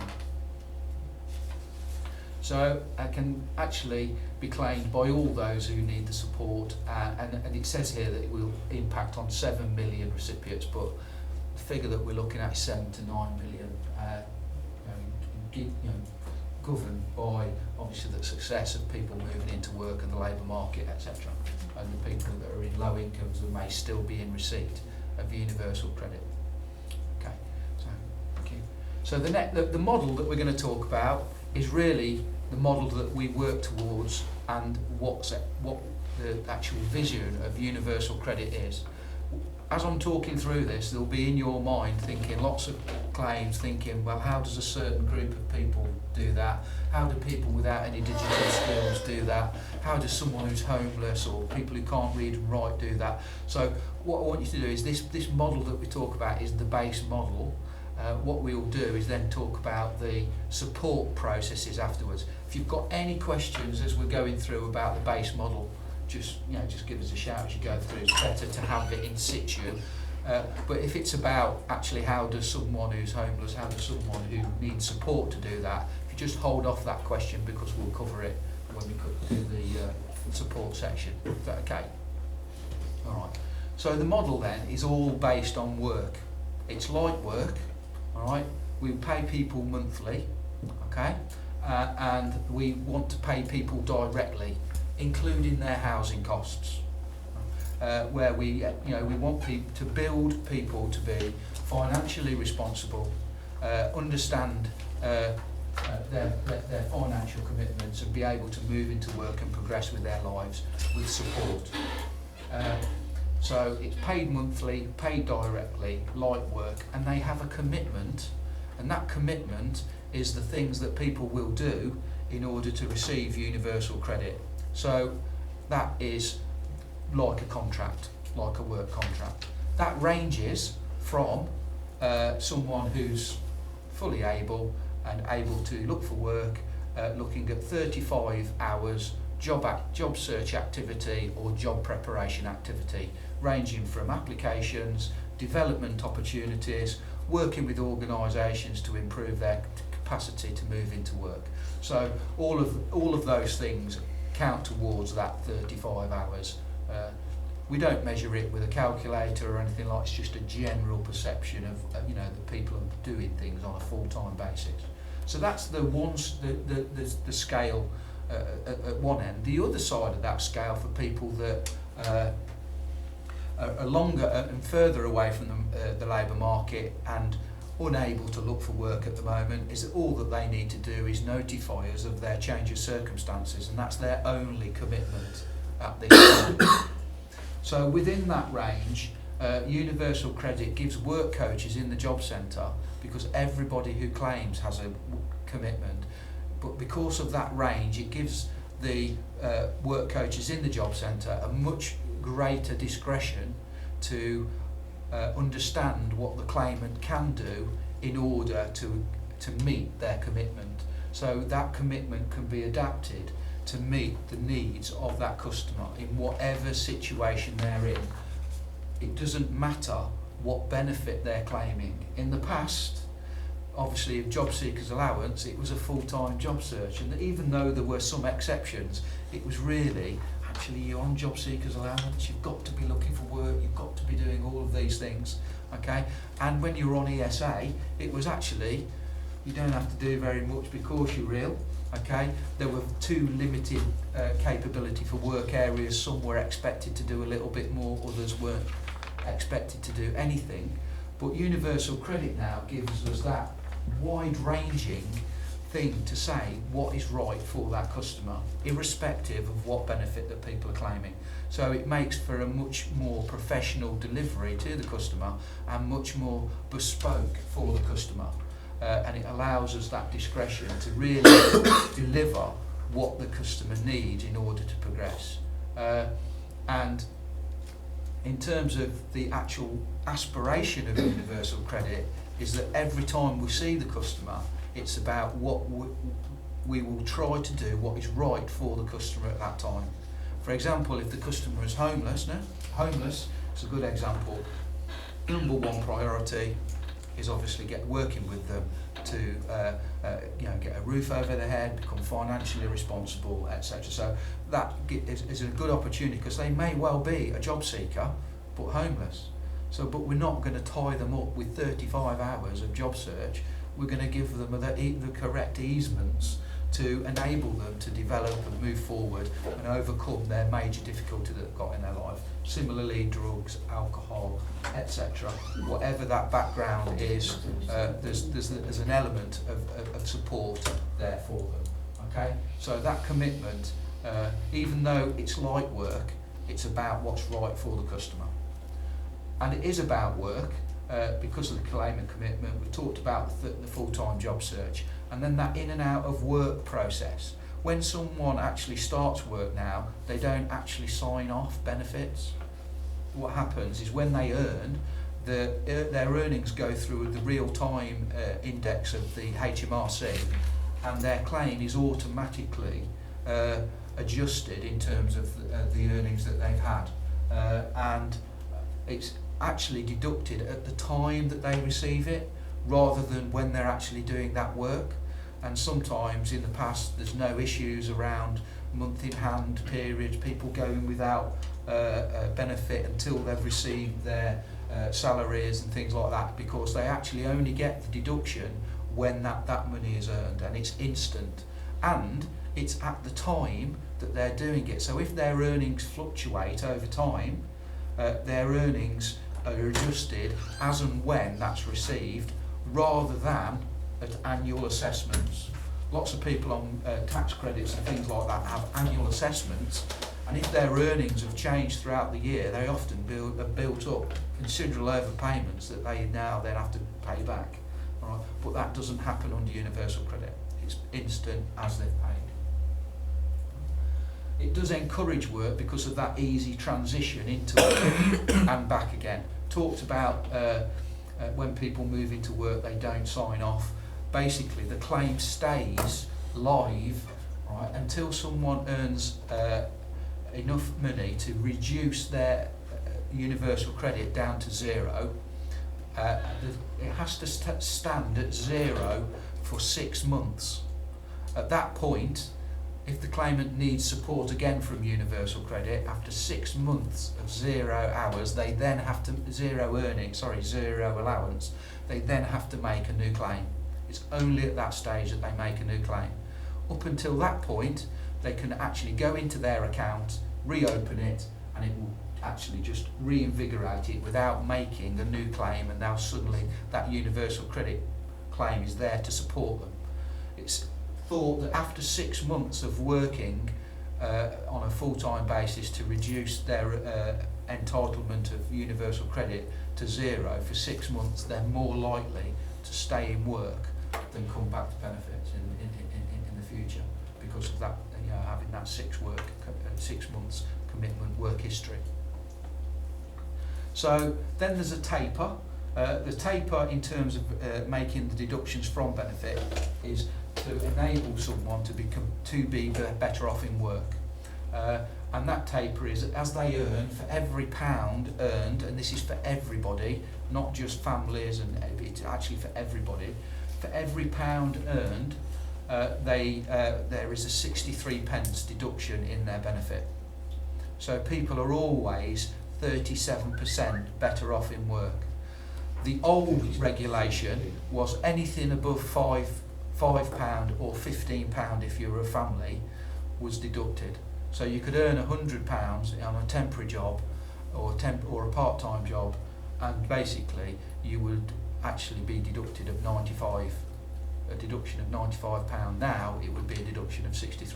So that's the sort of comparison that we need to make. People are much better off in work. And it doesn't matter how many hours they work, there's no knockout factor for hours.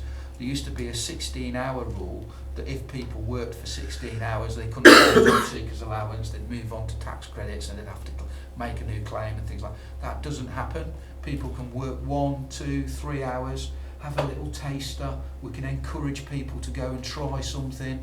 It doesn't have an automatic knock-on effect on their benefit, and that benefit structure stays there ready to support them, as I said, for 6 months up to the point of 0 out. So it's always there to help people as they're in and out of work. And it's, you know, and early indications of universal credit nationally is that people are going to work earlier and staying longer on universal credit. So that's the background. Right. So now, all right, we're going to show you what the actual system looks like. There is only one way to claim benefit, and that is through the digital system. So you can see it, there's a demonstration of it here. Asking our technology I am. to do things our You're doing technology really don't well. normally do. Better than I was doing with the clicker.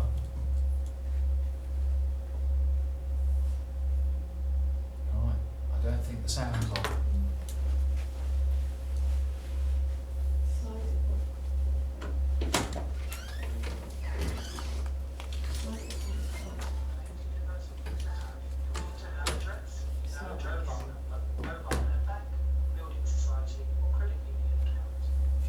Go to the right and make it big.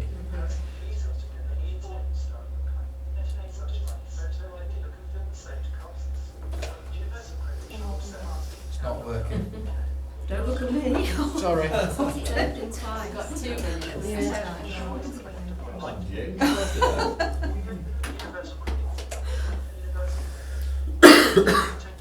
Hit escape. Should take you out of it. Close that one down.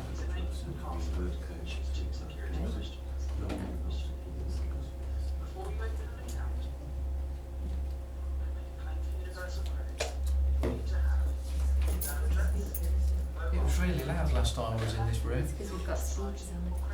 I can tell you. Yeah.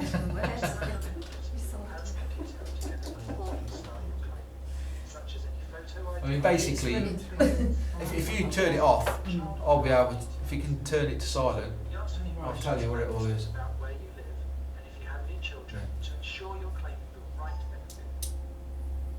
Yeah, so, I mean, basically when you go in, it asks you a series of questions and understanding in terms of the things that you need to make a claim. So you need a bank account, an email address, and and all your identity documents, and then it asks you to go and create an account.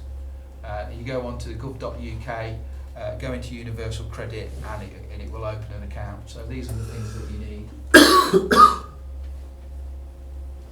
It's handy to have that before you start.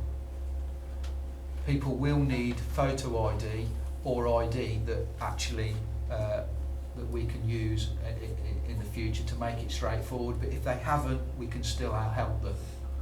Initially it asks how many children live with you, because there's one restriction on universal credit at the moment, is that we don't pay universal credit for people with more than 2 children.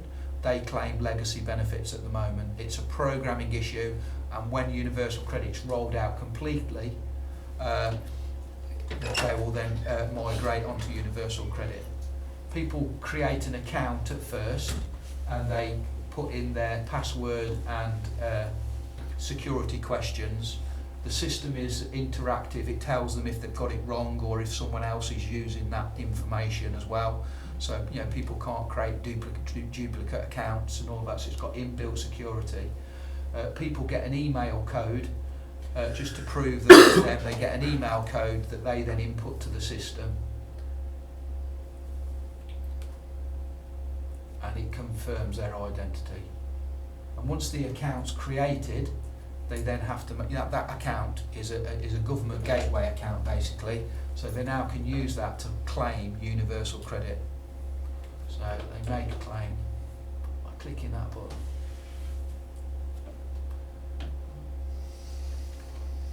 So making a claim is based on the claim form to all benefits, and it's got several areas, all the areas that relate to making a claim. And it's in a series of to-dos, and it's called a to-do list, and the customers have those to-dos throughout the life of a claim.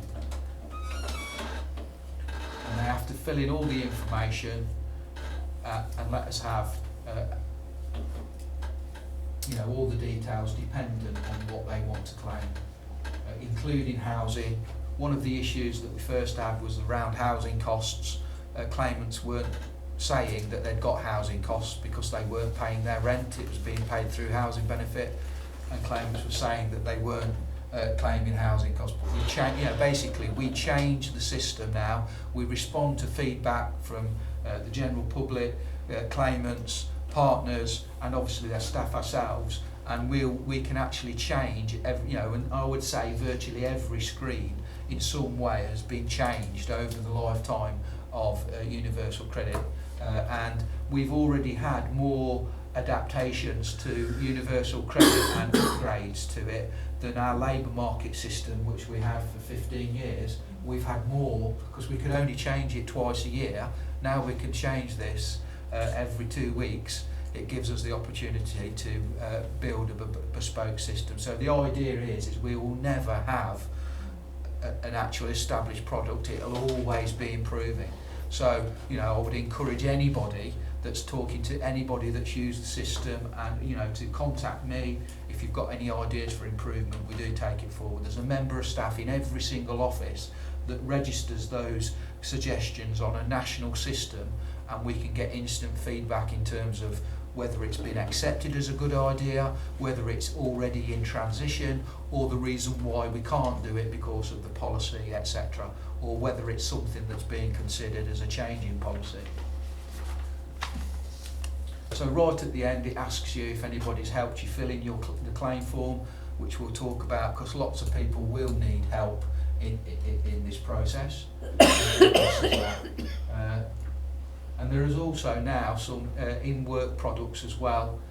People declare their earnings as they declare their earnings, and some people actually have to claim and declare their earnings during the life of their claim. Normally it's through the real-time index, but people that are self-employed, they have to declare their earnings. When people claim as a partner, they have a partner code that links that person together. If those people separate, all they do, they don't have to make a new claim. They inform us and we de-link the claim. If they join together, we send, they can request a partner code and they can be linked together. There is once the claim is made, there is no new claim process. They literally stays there until, as I said before, 6 months of full-time work that removes all of their allowances. If people are carers, for whatever reason, all the existing reasons to claim income support, employment support allowance and job seekers allowance are all included in this. It is interactive. We're showing you quite a lot of these, but the reality is it takes about 20 to 40 minutes for people that are digitally capable to actually make that claim, up to an hour for a couple. And because it's an interactive system, it only asks you questions about your situation. Then you can actually short step your identity requirements. If you've got proof of your identity, you can verify your identity online.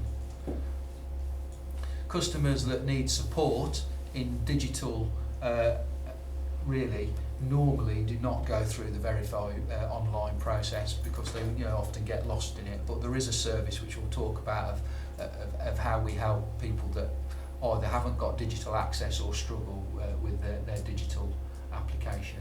But those that can go through externally verified organisations, customers choose which one they want to do to actually verify their identity.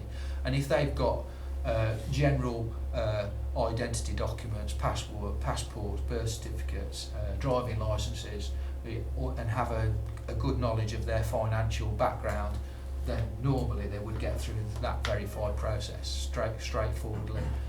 What it does is it actually reduces the identity time in the job centre by about 40 or 50%. For people that are capable of doing that, it just reduces their time in the job centre. Other people get the support by actually bringing those documents into the job centre. So that's how what that identity process is. and obviously it's asking now, can you bring those documents in?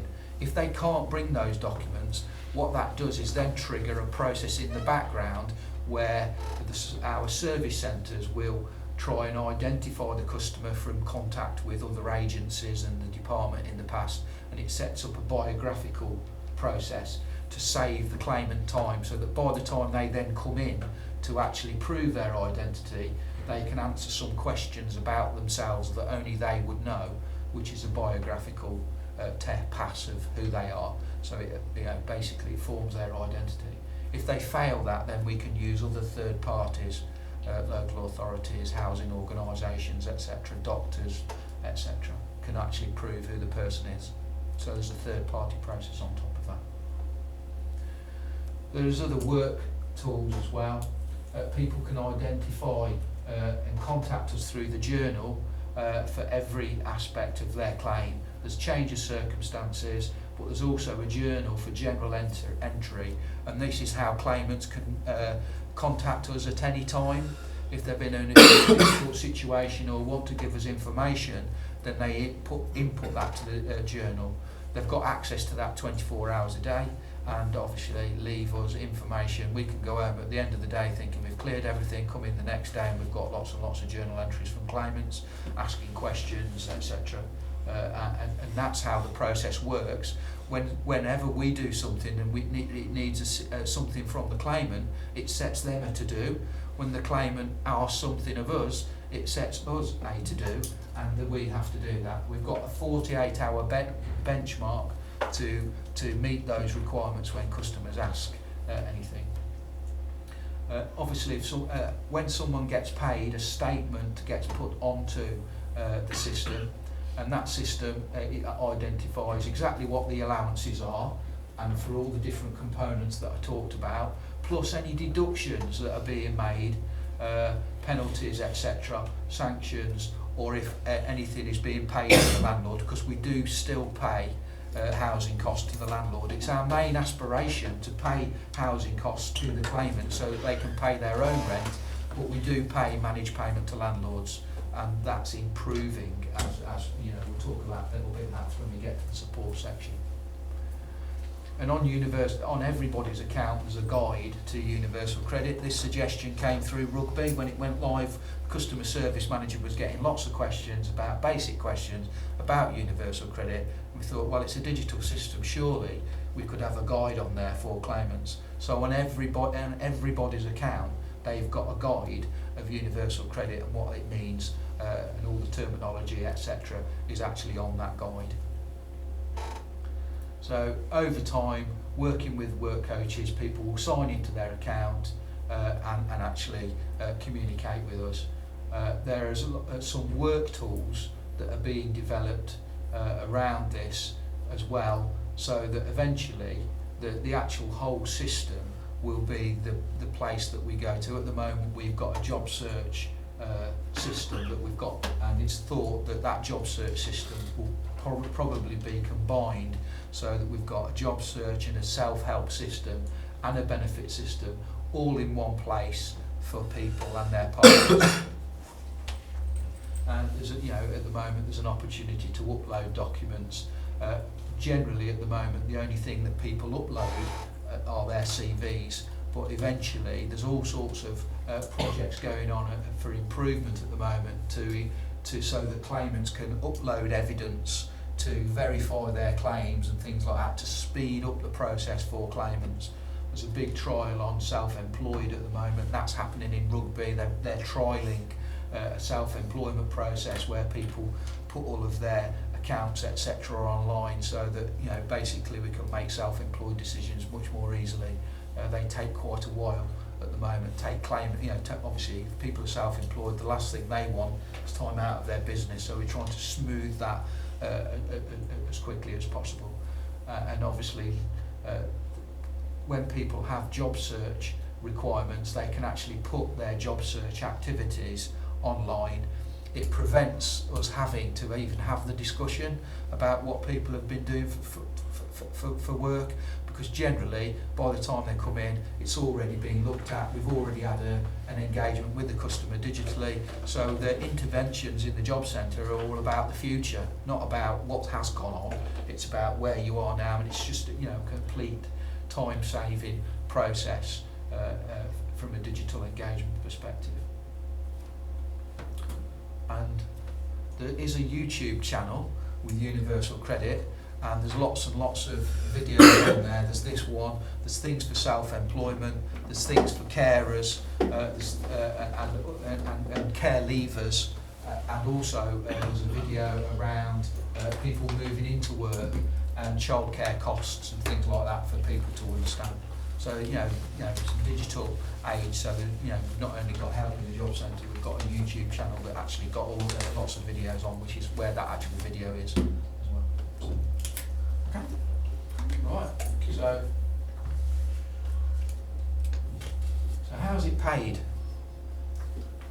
Universal Credit, obviously, all benefits have 7 days waiting, a 7-day waiting period, and from the 1st of February, right, the government have brought in that no waiting days will be served on Universal Credit. It was one of the changes in the budget before Christmas, and it's February that will apply. But at the moment, obviously, some people still will have waiting days, and it's normally when they first make a claim. It's an administrative process to remove the requirement for short-term claims of, you know, administrative cost. So that cost is at 7 days, and, you know, that is, you know, the government policy. However, that is for Universal Credit, that's changing. All right. So if you go to the next slide. The reason for that is obviously you'd have to be locked in a darkened room to not see some of the press around Universal Credit before Christmas, and most of that was around the regular payment process.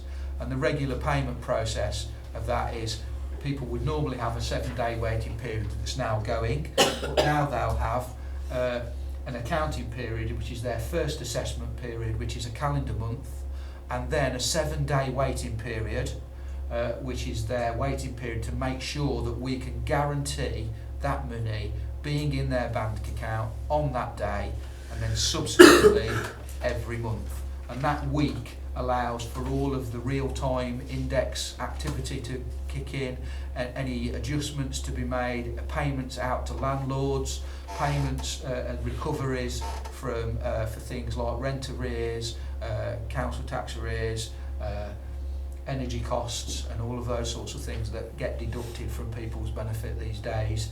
That, you know, that 7 days allows us that opportunity to actually do that and guarantee that the money's going to be in that account on that day. So that's where that. So the minimum period that people wait at the beginning in order to receive their claim is now 5 weeks. It was 6 with waiting days. It's now 5 weeks. So that's at the beginning of the claim. But what you have to understand is that when people when a claim goes live, an area goes live, when they make anybody that makes a new claim, right, has this waiting period. The reality of that is that it's not just people that are coming from work. Because those 6 benefits actually close down, anyone that transitions between those 6 benefits, what happens is they naturally migrate onto Universal Credit. So if I'm on job seekers allowance and I'm suddenly ill, employment support allowance doesn't exist. So therefore I have to claim Universal Credit. Similarly, if I haven't got a property and I've got on job seekers allowance or on any other benefit, and I suddenly obtain a property to live and I need to claim housing costs, I can't claim housing benefit because it doesn't exist for my postcode. I have to claim Universal Credit. So there's a lot of natural migration. I would say in the Nuneaton and Bedworth it took us quite by surprise, even more than Rugby and Stratford that are live at the moment. I would say over 50%, maybe even 60% of our claims are these naturally migrating claims of benefit between benefit. So it's quite a huge transition, of people transitioning from one, would normally be transitioning from one benefit to another. Now, we knew that a little bit about certain areas anyway, but it's actually taken us a little bit by surprise in terms of the volume of claims that we've had of transitional situations. So therefore, if you're transitioning into a monthly paid system and you've got to wait 5 weeks for your first benefit, and I've got 2 weeks job seekers allowance, then obviously that's what a lot of the issues have been around in terms of some of the press issues before the new year. However, to counteract that, there was an advance process, and that advance process was 50% of their personal allowance could be claimed as an advance, but that advance was repayable over 6 to 12 months. The actual change in policy from the 1st of January is that they're allowed, every claimant, that's once they've proved who they are and proved their identity from that day, and it can be paid on that day, so you can actually be paid on day 1 of that allowance, is actually 100% of their allowances, which now, you might not know this, it includes housing costs. So people don't necessarily have to wait all that time to pay their rent. They can actually pay it when it's due, because they can have 100% of their allowances, which does include housing costs, and that is from the 1st of January this year. Okay? Is that as an advance? Or is that an actual It's still an advance. Yeah. And what happens then, but now the repayment period for everybody is 12 months. Now, it is an important situation, and it's not an automatic thing, because the customers have got to pay it back. They're obviously on a benefit rate, and that deduction is quite a significant amount of money that they can have is in an advance. So therefore, it's a significant repayment figure over 12 months. So it's about claimants understanding that, you know, for the following 12 months, that payment, their benefit rate is going to be significantly lower. So it's about having a proper discussion and a financial discussion with their work coach as to exactly what they need, not automatically have everything. And we do have what we call a personal budgeting discussion with absolutely everybody that makes a claim. So if you go to the next section. Personal budgeting face to face, or what? Yeah, it's a face-to-face discussion that we have with them. Yeah. Where? It's actually in the job centre, but there's other support that's available as well. Yeah. All right. Because in your mind now, you're thinking, how do some of our claimants go through this process? You know, and the first level of support is where people can't use that digital system. Right from the beginning, if someone, for example, someone may well be in hospital, someone may well be in a care situation, being looked after, and can't get out of the house, or whatever, or a mental capacity, etc. If they can't actually deliver that claim themselves, what they can actually do is contact our service centre, and the visiting team will actually work that through that process with them now. It actually exists, the visiting process for existing benefits exists for ESA and income support, where people actually physically can't do it, and it's the same for a universal credit. We will help them with a visiting officer. Will go out, get the claim made, get the claim taken, all the way through to evidence verification, and then getting their commitment signed. So all of the base level of actually making the claim and getting it into operation can be delivered through that visiting process. Obviously, customers have to have the circumstance that will allow us to do that, and when they call the service centre, we set that up and we make that decision as to whether we can deliver the service, or we ask the claimant to come in. Customers that generally ask for that visit genuinely do need it. Very rarely, as an operational manager, have I had to say, actually, I think you could probably make it into the job centre. Generally, people that really need it are the only ones that really request it, which is great. So that's that first level of digital support. Obviously, then you've got people that are fit and able to get about, but can't get digital access, can't have digital access. or are unable to actually do that. So in the New Burdens funding, part of that, the local authorities have got funding to deliver assisted digital support, and we've worked together to set up assisted digital support in council houses downstairs and in Bedworth as well. Actually, it's been going really successfully. We're getting lots of referrals. Nationally, get involved in performance discussions around, and it's new for Nuneaton and Bedworth, but Nuneaton and Bedworth, their figures now are standing up very well in terms of referrals, across the patch. So, I know that that's working. I think one of the main contributions to that is the partnership event that we've all had, and also we've got a local referral process that partners refer in as well. So it's not just the job centre that are referring people into support, the referrals are coming in from everywhere. So that's really working well. And that assisted digital support is that's that main issue of getting that person who's less confident or less able into getting their claim taken and then actually maintaining their claim. Also, on top of that, we've got support in the job centre for people that need. The work coach will help them do it. We've also got a customer service team in the job centre that do it. But equally, for just general guidance and advice, I'm going out to all the partners and actually delivering a digital session to show them the real universal credit system, so that they're able to coach any of their customers through it. So anybody that's a support agent out there, as I said before, must have had 250. I've actually been doing it today in Rugby, backfilling some of the knowledge there, because there's still the odd, because they didn't have, Rugby when they rolled out didn't have me as a partnership manager bespoke on universal credit. So basically what we've been doing is just backfilling some of the good practice that we've developed for Nuneaton and Bedworth. And so, obviously that's another wave and a layer of support and digital support to get people onto benefit. So then we've also then got that personal budgeting discussion that I mentioned earlier. That personal budgeting discussion is really at the beginning of the claim.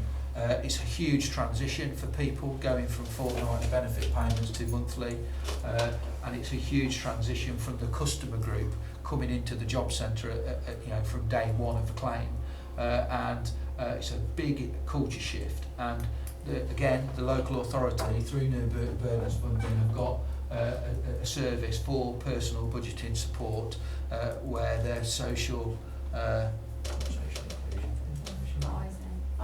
financial inclusion team deliver personal budgeting support, and obviously that's a referral again that we make from the job centre, but equally we've got that partner network out there that's referring in, and that personal budgeting support is really about the transition from a fortnightly payment of benefits to a monthly payment of benefits, really to think about setting up standing orders, but also about how they can save money by using that money differently, setting up how they pay for their energy costs, how they pay for all the services that they've had that they may well not be paying for monthly now, and using that money differently, but then ultimately moving towards being financially independent and looking after themselves.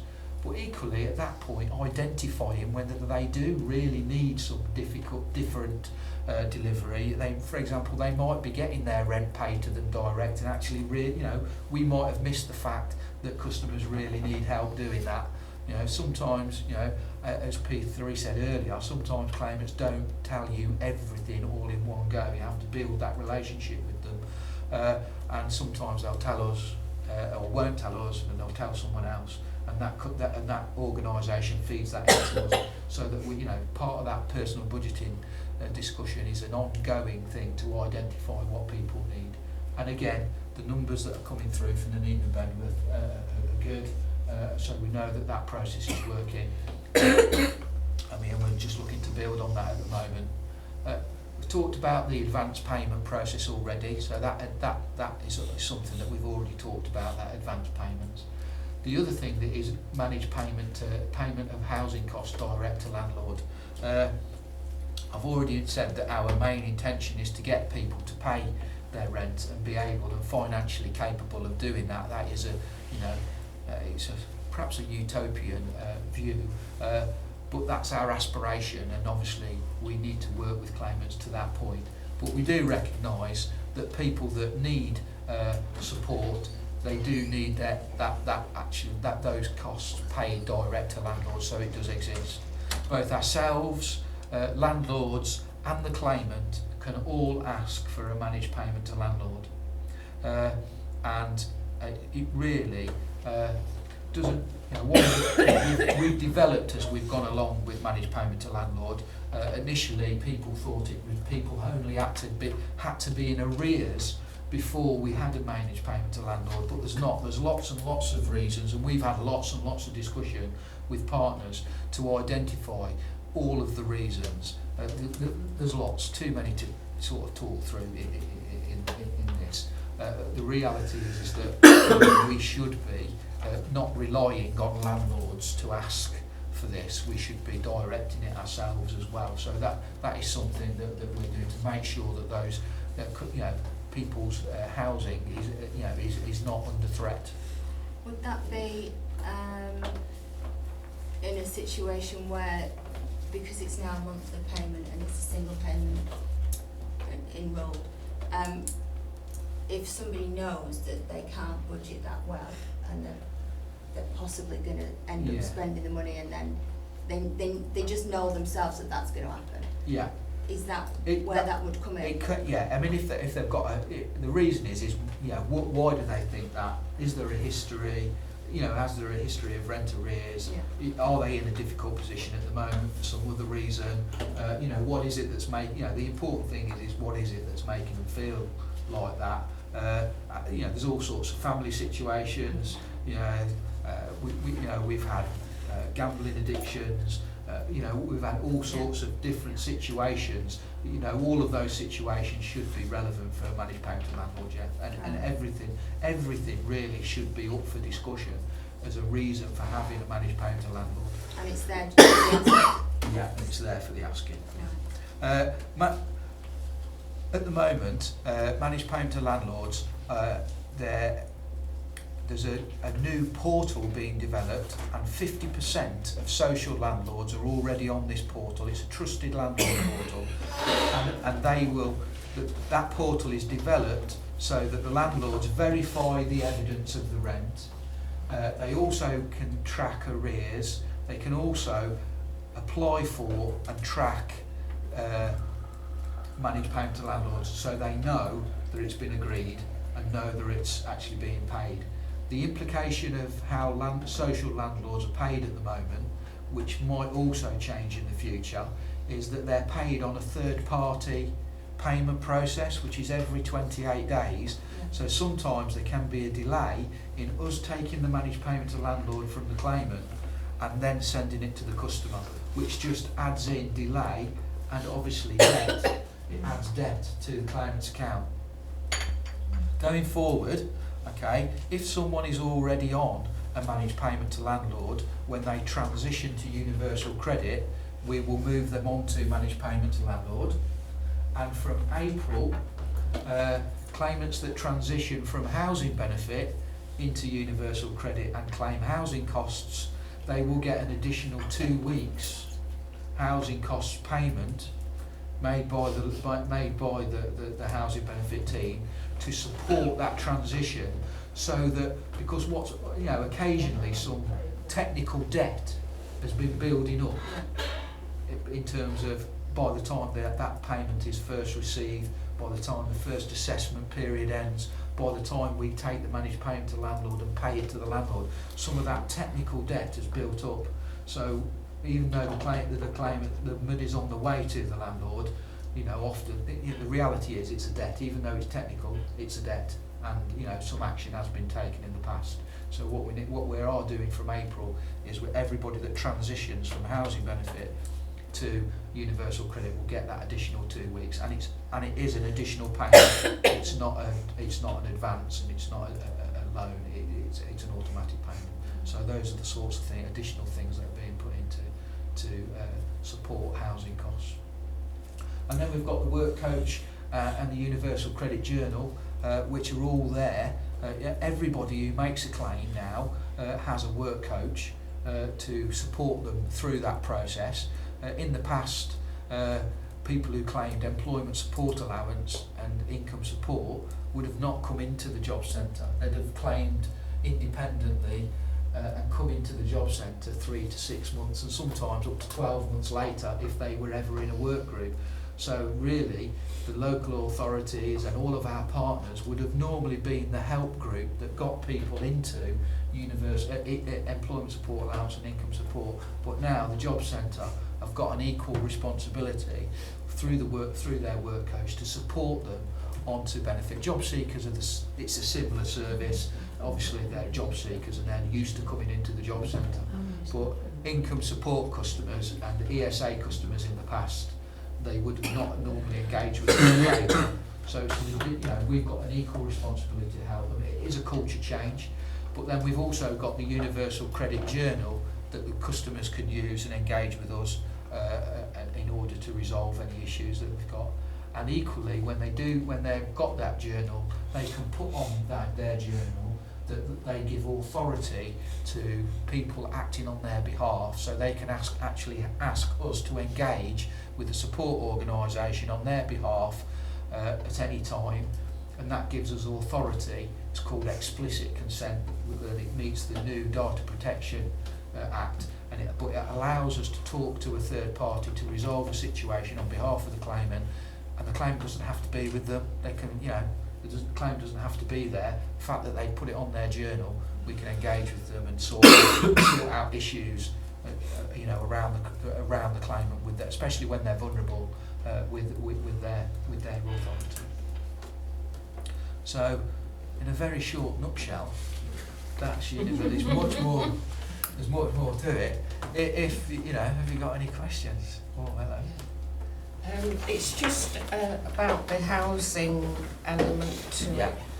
Are under 25s now able to get the housing? There are exceptions. There has to be exceptions in terms of, not being able to live with their parents. All sorts of exceptional conditions. But it is only in those exceptional conditions. So if I was, say, 23 and I'd been working and renting for a couple of years, and say the company I was working for went belly up or for whatever reason I became unemployed, would I definitely get housing support? Would that be classed as not necessarily. There needs to be an underlying reason for you to. Would that put me at risk of becoming homeless then? I would be. You would be homeless. That's a good question. Yeah. So you might have worked, and I'll see where you're going on that one. Yeah. So there isn't the support that there should be. Yeah, because obviously it's under 20. It's 22. Yeah, but if you could have been working from the age of 16, couldn't you? Lose your job at it's 20. 22. But it's 20. Yeah, it's under 20. It's under 23. But you pick 23. But it's under 20. What's under 23? Under 25. So you can't get any help with housing if you're under 23? That's right, that's my understanding. So if you lose your job and you're under 23, you're at risk of losing your home then? If you've got your own home, If you're single. If you're single, No children. no children, Then you would. and independent. However, the Unless- Homelessness Reduction Act actually kicks in for single and homeless. Unless There's a crossover there, isn't We there? would, yes, we would have to try and prevent the homelessness. But that's an interesting one. I don't know how we would do that, because we couldn't just fund somebody's rent out of DHP, well, we Well, you couldn't, wouldn't, it'd no, run yeah. out, wouldn't Yeah, it? yeah. The it's pots. gone. Yeah, it'd be You gone. can't award a Yeah. DHP. No, that's right. Yeah, there's no housing costs. But Yeah. would you become an exceptional circumstance if you were facing homelessness? That, What if you haven't got any family then to turn to. Yeah, I'm just thinking of whether they would fall under the reasons for. Surely I'd it have to. You'd have to look at each claim on its Yeah, merits. Yeah. wouldn't you? I mean, what we do is, it's not an automatic. There are some exceptions, and I'm just trying to think of an exception that might kick in at that point. If you're, for example, if you're a care leaver or you're estranged from your parents, and all of that sort of stuff. But leaving the exceptions aside, there's no safety net, is there? Well, that's what I'm trying to think of. At a certain point, are you actually estranged? If you've lived away from home and independently for some time, you're not automatically going to. Would that I don't think there's an exception. I'm trying to think that there's an exception there, but I don't think there is. So that is something that I'm going to have to take away. Yeah, that's a good one.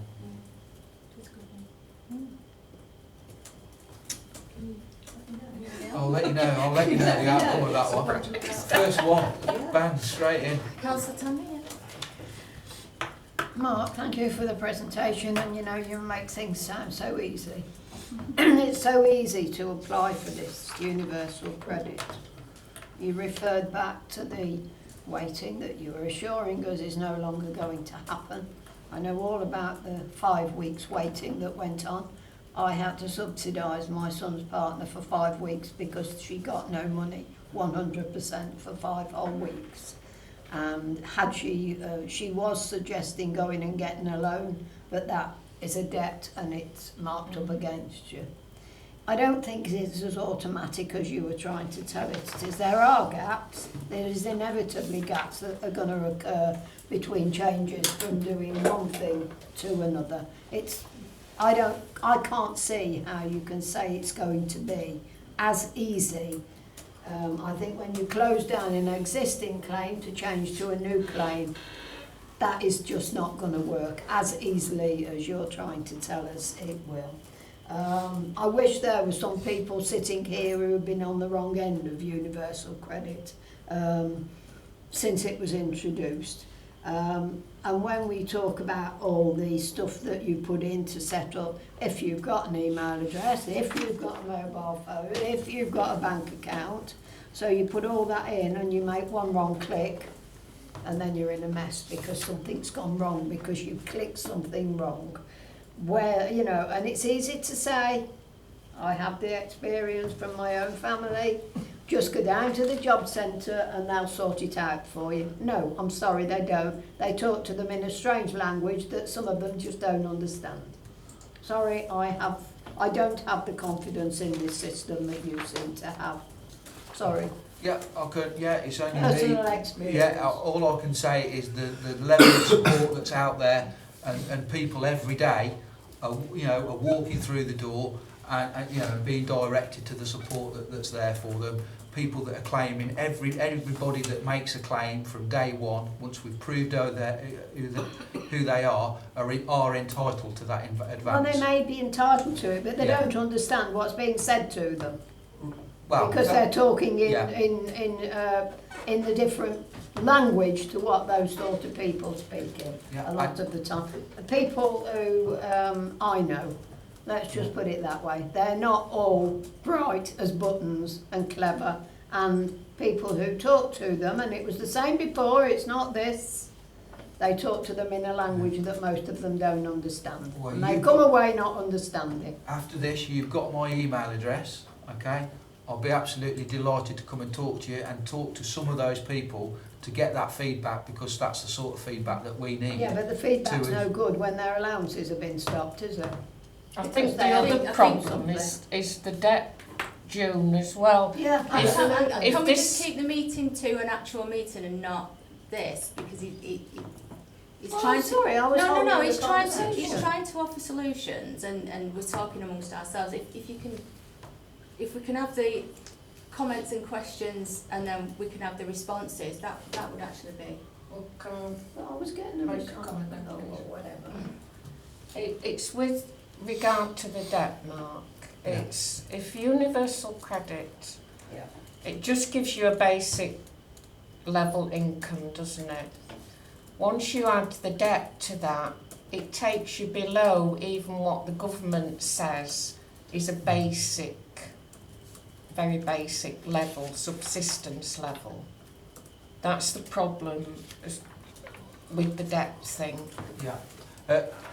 Many of our clients come to us with debt, and obviously, from a partnership angle, I'm picking that up more than anything. There is an actual limit of personal allowance that we can actually take, and that's up to 40% of someone's personal allowance. Because obviously, it's not just universal credit that's being deducted. People get deductions for housing costs, council tax arrears, energy cost arrears. There's all sorts of deductions that are coming. So, but the maximum that we can actually take is 40% of someone's personal allowance, and that's a legal limit that's been set. Okay, whether we agree with that limit is another. That, you know, it's a government policy. So you know, those are the sorts of things that organisations like Welfare Rights, Citizens Advice Bureau, etc., are all having discussions with the government at national level to decide, you know, what those policies are. But what will happen is if someone has an advance, all right, we can't make deductions that are above that limit. The universal credit advance will take a priority over you know, some of those deductions, but ultimately some of those deductions might have to stop because we can't take people above that limit. And whether that limit stays at 40%, you know, I don't know. It's up to, you know, the general public. You know, we've had meetings with the Food Bank, MPs, you know, all of those organisations that influence government to set those limits. At the moment, that's where that limit is. But you know, I'm not. That's not the first discussion I've had around the concerns of, you know, of debt building up for people. So, yeah. Go on, Chris. Councillor Glass. Yeah. I'm afraid. Yeah, thanks, yeah. Thanks for your presentation, Mark, because this panacea, which seems to be wonderful, and everybody will be able to use it. I'm going to direct my question to Jane. When this system eventually presents itself to the Borough Council, have we got mitigation within our budget in order to... Universal credit system? Yeah. It's Joe that you need to be talking All right, to, Joe not then. me. Finance. Or Joe Yes, then. Have we got mitigation in order to carry us beyond the 4 weeks, 6 weeks, or whatever it may be before people actually pay? Can I just say, can we leave this question till the next item, because you're actually going to cover this in the next item, as far as the welfare reforms and the impacts on the authority. So Okay. rather than duplicate, if we leave it, because you might actually get an answer to the question in the I report. hope so. Well, you're free to go home now if you like. Throwing me out, are you? No, but if you want to go, the door, you can use Right, the okay door. then. Well, the meetings are normally scheduled from 5 to 7 o'clock.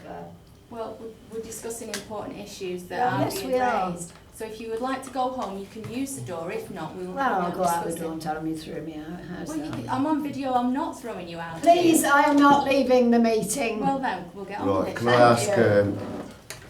have you ever done like an happy shopper thing where you've been with somebody when they've phoned up universal credit?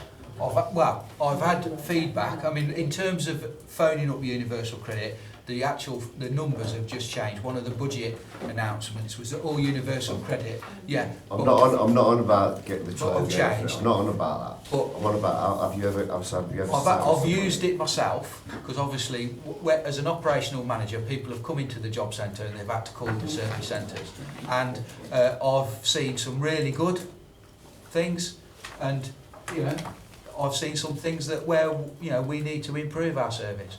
We run a customer service excellence way of working, and actually we do ask customers for feedback on the services that we get. In terms of those issues that are reported between service centre and ourselves, in the local office they have weekly telekits with the service centre network and the organisations that run those. So that it is a constant level of feedback. And you know, I would say that when I'm engaging with some of our partners, I've picked up some really, really good instances where people are getting paid instantly, and I've also getting instances where people are saying, actually, I'm waiting. And when I talk to the service centre, for example, I'll give an example of the visiting officer. The person that they've spoke to has not known about that service. So therefore, what happens in the early days, all of those discrepancies, as a partnership manager, come to me, and I feed them in. I will actually, I look to see where that's happened. One, put it right, but then equally then see where that went wrong and put that feedback in. So I've had some, mixed responses. It's not perfect. We're an imperfect world. I've sat with somebody yeah. once and it's been shocking, to be Yeah. honest, absolutely shocking. The other thing is, I didn't know we'd got your email address. Bad mistake. So I'll be emailing you tomorrow. Please. I will invite somebody to come and sit with you while they phone up, and you have to go through what I have to go through sitting with this person, because it's painful. Yeah. They ask the same questions, they promise the same money. He never gets it. Never gets it. The council do now. This is set up that the housing element gets paid, but the living element hasn't been paid for months. Okay. And I mean, got to be 4 months. Is that something that you could actually investigate? Absolutely. I have to have the claimant's permission. Yeah. But we can engage on general. You could tell me about the claimant. I could engage in general terms anyway. I will bring him down to you. But absolutely. Yeah. So you can go through it instead of me. The other one is a third party thing. Does that include financial inclusion team? So Jane Beard, I'm going to pick Jane Beard. Out of the financial inclusion team, could this person say, I want Jane Beard to be my third party? Yes. Right, okay, brilliant. That will happen. Okay. And the other one is... Yeah, That's but just it's a not, query. it's not, That query it's not, only. yeah, explicit consent has to have, it can't, it has to have a time bound, it has to be an issue. We can't, under the Data Protection Act now, we can't just give people carte blanche authority unless they're an official appointee. Okay. All right, so to help a customer over a particular issue, they can put it on their account, and you can say you can talk to this person about this, and this is what you can tell. So there has to be those rings. So it can't be you can talk to them forever about everything. That, it has to be about specific issues. That's just the only The criteria. last question is overpayments. So if Universal Credit has overpaid somebody, how do a Universal Credit demand that? Well, the same process goes. If there's an overpayment, it goes to our debt management service, who set that criteria. Look at the reason the overpayment occurred, and what was the reason. Sometimes overpayments can be written off. Sometimes they are requested back from the claimant and deducted from source if it's an overpayment, and there's actually a benefit in payment and allowing us to deduct it. And that's where that 40% thing comes in. So that's where overpayments, how overpayments are dealt with. They're analysed first, and it's not an automatic thing. They have to go to debt management who apply the debt. The only other thing I would say is that Nuneaton and Bedworth is mainly deprived areas, and not everybody has got email addresses or internet or computers, and this person I'm talking about has not got an email address or has not got a computer at home, so they would have to come to the town hall or something and do things like that. Yeah. It's not good for people in deprived areas. In terms of digital access, that's a wider thing for local government and national government around digital capability and access. There's access for computers in the libraries, in the Nuneaton and Bedworth. At the minute. I know it's temporarily, isn't it? But they can come into the job centre. They can use the computers in the job centre, and obviously they can use the computers in the local authorities, both here and in Bedworth, and in the library in Bedworth, and in the job centre in Bedworth. I've never seen a job centre completely full and all those computers being used. Yeah, but I'm sorry, but you're missing the point. No, They're yeah, still in the town centre. yeah, These places are not in the town centres. yeah. People are not You've got to get on a necessarily bus living, to get yeah, to the yeah, town yeah. centre, or So, yeah. walk it, or whatever. So people can phone us and get something put onto their journal. They can call the service centre, and that's why these service, you know, one of the things around calling the service centre to get things put on their journal was that actually it's an 0345 number, but now it's an 0800 number, and again then you're into the issue of whether the service is adequate or not. But and that's something that we need to look at and take away and try to improve. But you know that's our, you know, there's lots of partners in other areas as well. Stratford is the same sort of thing, rural communities and things like that. We're going to have an issue in North Warwickshire, but then we've got the bus and all of that sort of stuff. It is really about expanding digital access to, you know, into what, you know, community centres, community halls, you know, that sort of thing, and other external partners that we work with, you know, will support people. But again, it's people in those areas having that knowledge that support that exists.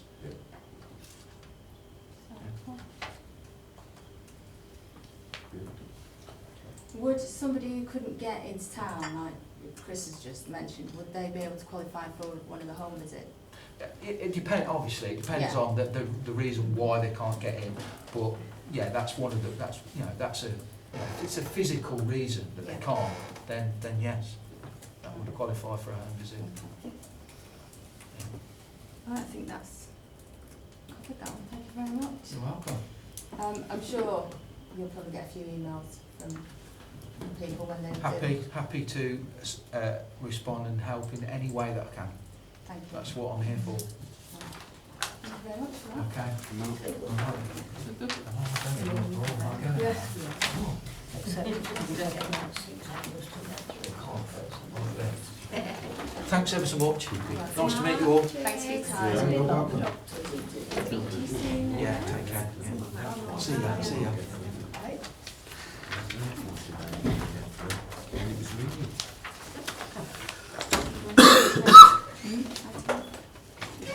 So we're on to you now, Jo, on item 8. Okay, it follows on quite nicely from the presentation that Mark gave, and that often give the actual impact of the authority rather than Yeah. the impact. So the report that I've done provides a general update in terms of the welfare reforms that have been implemented since 2013. So sections 4, 5, 6 and 7, they give general updates on welfare reforms specific to council tenants, and they are the benefit cap, local council tax support and the spare room subsidy. I've probably gone into more detail in sections 8 and 9 in terms of universal credit, because by far that's had the biggest impact for our tenants in what is a relatively short space of time. So I probably will focus on those initially. So as Mark said, we went full service on the 25th of October, and I don't know whether to fully explain the difference. So we first went live with Universal Credit, and it was called Live Service. That was from the 1st of June 2015. So it's been with us for a little while, and that was relatively straightforward cases. That was mainly single people or couples on job seekers allowance. So there was no complex cases with any disability or children, etc. And to be fair, we coped quite well with that. It only impacted on a very small number of local authority tenants, so the impact was relatively low, and we were able to manage that quite well. The next phase of Universal Credit, as Mark said, was Universal Credit Full Service. And what they mean by full service is basically any claimants with any circumstances, if they migrate, as Mark said, if they have a change of circumstances or make a new claim, within our postcode area from the 25th of October, it is full service, and that also means that their claim is fully digital. So first things first, they have to be digitally savvy to make that claim. That has had a substantial impact on the authority. both in terms of managing the number of queries that we had, managing people getting online, managing the personal budgeting support elements, and also the impact on our rent arrears since the 25th of October has been substantial. So as Mark said, we have actually been funded, and we actually signed up to a delivery partnership arrangement with the DWP because we recognise that people within our area, they tend to come to the local authority as their first port of call. So if they've stopped work, if they've got a financial issue, their first port of call will be the local authority, which is kind of why we decided to sign up to the delivery partnership arrangement and get funded by the DWP to help these tenants with these personal budgeting support and the assisted digital support. So you can see through in the report there at 8.6 that initially the DWP projected that we would probably deal with about 64 payments within the first quarters of this year. And that increased substantially to 729 were their projected numbers for quarters 3 and 4 when full service went live. Nationally, the take-up of personal budgeting support and assisted digital support has been quite low. But as Mark said, we've done a lot of work between ourselves and the DWP to promote the personal budgeting support. And we've been quite different in, rather than waiting for people to be referred to us, if one of the team are having a conversation with somebody and they hear something in that conversation which triggers to us, these people might be struggling to pay their bills, they might not know how to budget, they might not have a bank account, we will actually self-refer that customer through to ourselves and offer that personal budgeting support, which is why our figures compared to those nationally are stacking up quite well. We have actually done a lot of preparation for full service, so we had training for internal staff including colleagues with housing, contact centre. We had Mark come along to the landlord forum as well. We did a specific event just for housing officers too. We've got articles in touch, so we've done as much kind of promotion, if you like, as we possibly can. However, obviously in section 9 of the report, you can see there that the impact on our tenants, and especially the rent arrears, has been quite substantial, and that is added because of that. I know it's a 5-week wait officially, but in reality that's more like 7 weeks, if we're being honest. By the time somebody has made their claim, and that is the first hurdle in them making their claim. As we've said, a lot of people don't have access to an email address, they don't have access to a computer. Smartphones, they may have access to that, but they may not have enough credit to be able to do that on their smartphone. It takes at least an hour to do the form properly, to verify, and that's a long time if you're doing it on a smartphone there. So I'd say the initial hurdle is for them to actually make their application, which is why we agreed to provide that digital support. We've had meetings with the local library as well to get them on board. We've also done a lot of work on our website as well, including the video that we sat through today. So, but there is still the issue with the impact that it's had on the rent arrears. So I did include at section 9.5 there the details as at the middle of December in terms of how many of our tenants are claiming universal credit and how many of those are in arrears with their rent. And yeah, it's been substantial in quite a short space of time, and that has been seen nationally and also in some of the pilot areas as well. Mark mentioned them in his presentation, and he called them managed payment to landlords. We actually refer to them as an alternative payment arrangement because that's what they're known as for local authorities. So if we determine that a tenant of ours is going to be at risk of falling into arrears, or there is an issue which would indicate that that is a significant likelihood, then we actually request an alternative payment arrangement as soon as we are notified that they are making a claim for universal credit. So at the time of providing the report, there was 25% of our tenants who were getting an APA. I checked today and that's increased to 55%. So obviously our process is working in terms of we are identifying them at the very earliest opportunity, and we are making that request as soon as we possibly can, to protect the interests of the tenant as well, and also to be realistic in terms of protecting our rental income. We also have got the financial inclusion support officers, which we are going to a bit more detail in section 10 there. The demand in that particular area has been high, and it is getting higher. What we've tried to do is we're constantly reviewing our process for dealing with universal credit local authority tenants, and it is an ongoing review purely because things are changing all the time. Mark mentioned today about we can now get 100% advance payment, which include housing costs, which is a new development. There is a new development in the housing benefit transition payment, which is the 2 weeks. There is the difference in that for a temporary accommodation from April, they will now claim housing benefit as a legacy benefit rather than universal credit. So the world of universal credit is constantly evolving, and it is beginning to mirror a lot more about the housing benefit regulations, which is a positive in one way. It also adds another degree of complexity for the customer. So, for example, if they're in our postcode area, they're making a new claim for job seeker allowance, they'll make that claim. If they've got 2 or more children, they're going to have to stop that claim and come back to claim the housing benefit and tax credit. So we are doing a lot of work with customers to try and put them in the first possible instance of where they should be claiming and what they should be doing. We have actually taken a decision as well just before Christmas that the FISOs are actually given, they've got 6 cases at the moment who are universal credit claimants, who are our tenants with the highest level of arrears. They are habitual non-engagers, all of these 6 cases. But I'm pleased to say out of the 6 already, we've managed to engage with 5 of them.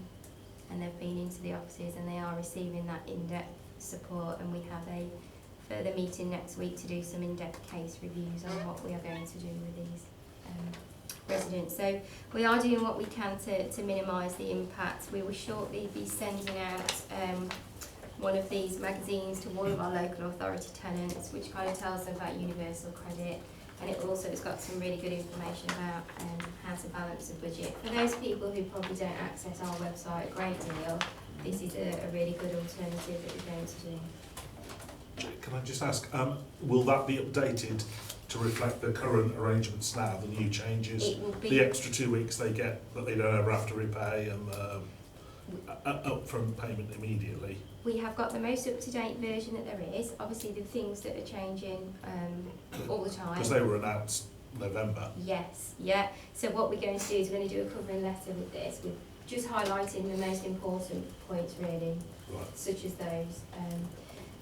I think we have to be mindful about the advance payments, though, because the level at which they have to pay that back is quite considerable over that 12 months time. So although it's good that they get an advance payment, in the long run it then ends up that it's more of a challenge to budget, because they're never actually getting a full universal credit amount until that first element is paid back. Albeit they'll get the biggest element of their universal credit will be their housing bit, no doubt, and they get half a month's housing up front for free. They never have to repay. Yes, that's right. So that you would imagine would actually, you know, they're getting 200 or 300 quid extra, and they're having to pay back another 50 or 100 quid a month for several months, for a year going forward.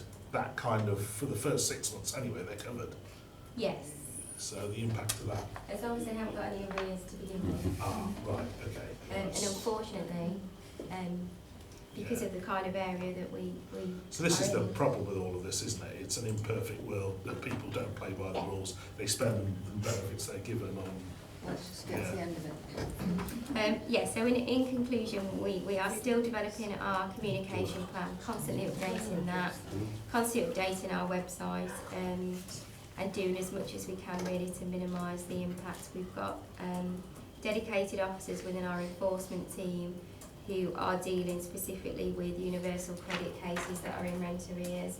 We've got the financial inclusion support officers who are doing the in-depth work with those hard to engage and difficult, complex universal credit cases. But I would be lying if I said that we've got enough resource to be able to cope with the numbers that we are seeing, but we are doing our best to stem the flow. Joe, can you just tell us how many inclusion officers you got? We've got 3 on the structure, 2 in post, 1 out to our third. How many, Joe, do you think you would need from a resource and capacity point of view going forward? That is it's a difficult question to answer, really, because what we don't know at the moment is whether we're seeing a big flurry at the beginning of universal credit, whether once universal credit softens down a little bit, whether that will improve. It's very difficult. At the moment, I would say that we would probably need at least another 2, if not. So it's 7 in total, yeah. Hey, Councillor Glass. Should we just... Sorry, was it me or John? No, John, because he asked John, the question sorry. before and he got Yeah. to the end of it too, so I was going to let him ask Yeah, first. no problem. In this imperfect world where people are spending money on to feed their kids, is the argument I would actually use rather than anything else. But seeing the examples there has been over when this first come out, and they're footing about with it, and they're doing this, that, and the other, and they've come to what's happened now is other authorities in the same position as what we are. It's where this panacea, where it's quite easy if you sit down for an hour, etc., and you'll get all these things done. It's not working, is it? It's when you actually physically take the thing and put it into practice. What's happening in practice is not happening within an hour's conversation on the telephone. In fact, I remember not till very recently, it was at 5 pence a minute or something, that they coughed up. You had to cough up in order to get in touch with these people. So there's a lot of things and there's some fine tuning. And we as you're saying, Joe, is that we've got possible problems and we've got to try and get officers or people in place in order to mitigate this system that's come in. To answer your query, yes, we're not the first authority to experience these problems. We work quite closely with Rugby and they've experienced the same.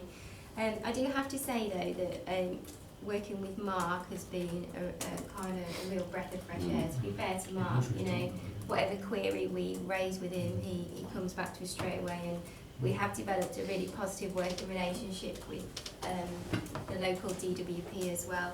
We're attending their marketplace event in a couple of weeks' time. We've been over and attended team meetings of the work coaches to explain from a local authority point of view the service that we can provide. And for some customers, for some claimants rather, of universal credit, for those that are working and have fluctuating earnings, universal credit does work. The issue that we have is the housing cost element, and the impact of that, I think, is the main issue for us. So I think there are definitely cases where universal credit does work, but it's the housing cost element that is difficult. We can request a managed payment to landlord or an APA. That isn't a quick and seamless process. There is a lot of forms that we have to fill out to the DWP that we have to get back. You know, it's not an electronic system, it's all manual pieces of paper that we are sharing, so that builds in a bit of a delay as well. Mark mentioned the landlord portal. We haven't been given access to that yet, so and we don't know when we're going to be given access to that at this time. Yep. In 9.5 you talk about currently, I'm assuming this is a recent report. Yes, it is. So you're talking about we already have 126 people who are in arrears with their rent. Now, I appreciate the comments that have been made about them being given money to pay their rent, but I'm afraid an old adage came to my mind from many, many years ago. You buy Johnny a pair of shoes so he can go to school, or do you pay a bill? That's how people who live in poverty have to live. May not be any of us, but that's how people who haven't got the money need to do it. I'm not going to ask the figure because we're talking about people's salaries, but I suspect that these 3 FISOs, who it seems are doing an absolutely fantastic job, and it's great that they are, but they are costing, as a result of universal credit, they are costing this council a substantial amount of money as a result of the changes to universal credit in an already very, very structured budget process. I'm not going to ask the cost because that's about people's salaries. That's my point. I don't think it's as simple as it's being made out to be. It looks to me, and have experienced it through my son's partner, that it's a very, very, very confusing and difficult process. I'll just explain that without going into any detail. You had a part-time job. It only lasted a couple of weeks. It fell through, and it took nearly 3 months for that to be sorted out because she was never paid any wages for the 2 weeks she was employed. It caused mayhem. And she did not get the support from the office.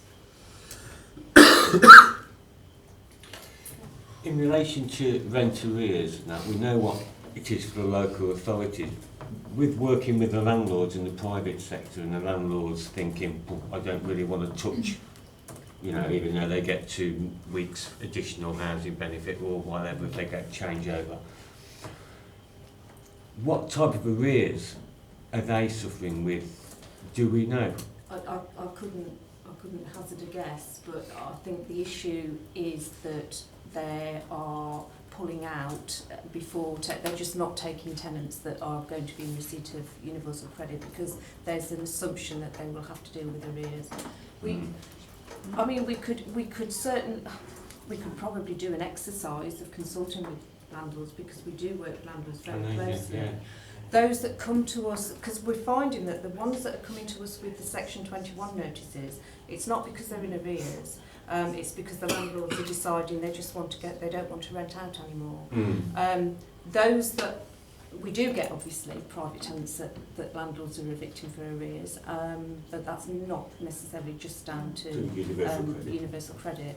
I think landlords are either deciding not to risk it, or there's landlords that have had housing multiple occupation, so they used to take a lot of singles for us, and they've just gradually, each time they've had a vacancy, they've just asked for somebody that's working instead and not somebody that is going to go down that route. Can I just add something there as well? I think it's another reason why private landlords are perhaps a bit more reluctant for universal credit payments is they're used to building quite a good relationship with the benefit team, for example, at the local authority. So, you know they can phone whoever's on duty that day, they can ask the question, they get the answer there. We can look at doing the payments to the landlord straight away. I think because with full service, everything is digital, it's all through the journal. Yes, we can act as a third party, but only on that very specific query. Once that query has been answered, you know, that's it. And I think landlords were finding that particularly, especially the one that I spoke to, they were finding it very difficult to get any kind of relationship with the service centre. They couldn't get their questions answered, and I think that added to it as well, not just the payment issue. Yeah, I can understand. We're running short of time, so would anybody object to the deferring of the forward plan and the work programme until the next meeting? No. Next week anyway, the 25th. No problem. Right. Just before you go, with the rent arrears,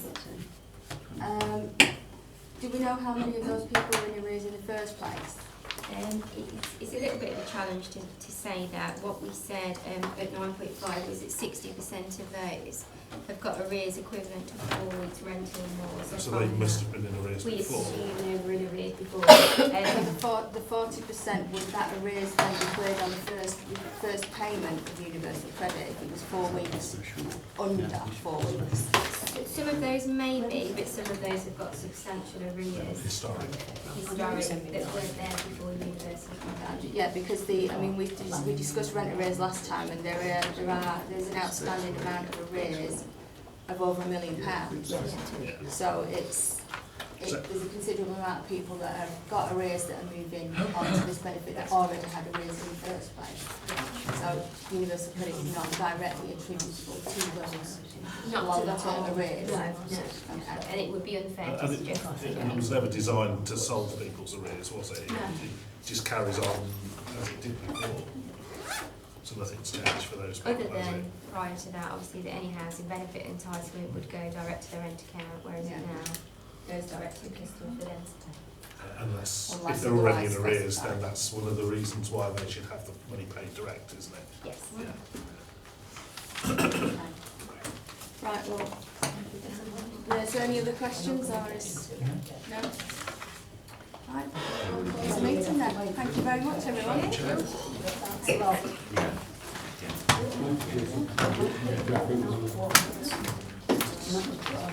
No, that's right. That's the problem. So, can you meet me to look at those plans? Yeah, whenever's good for you.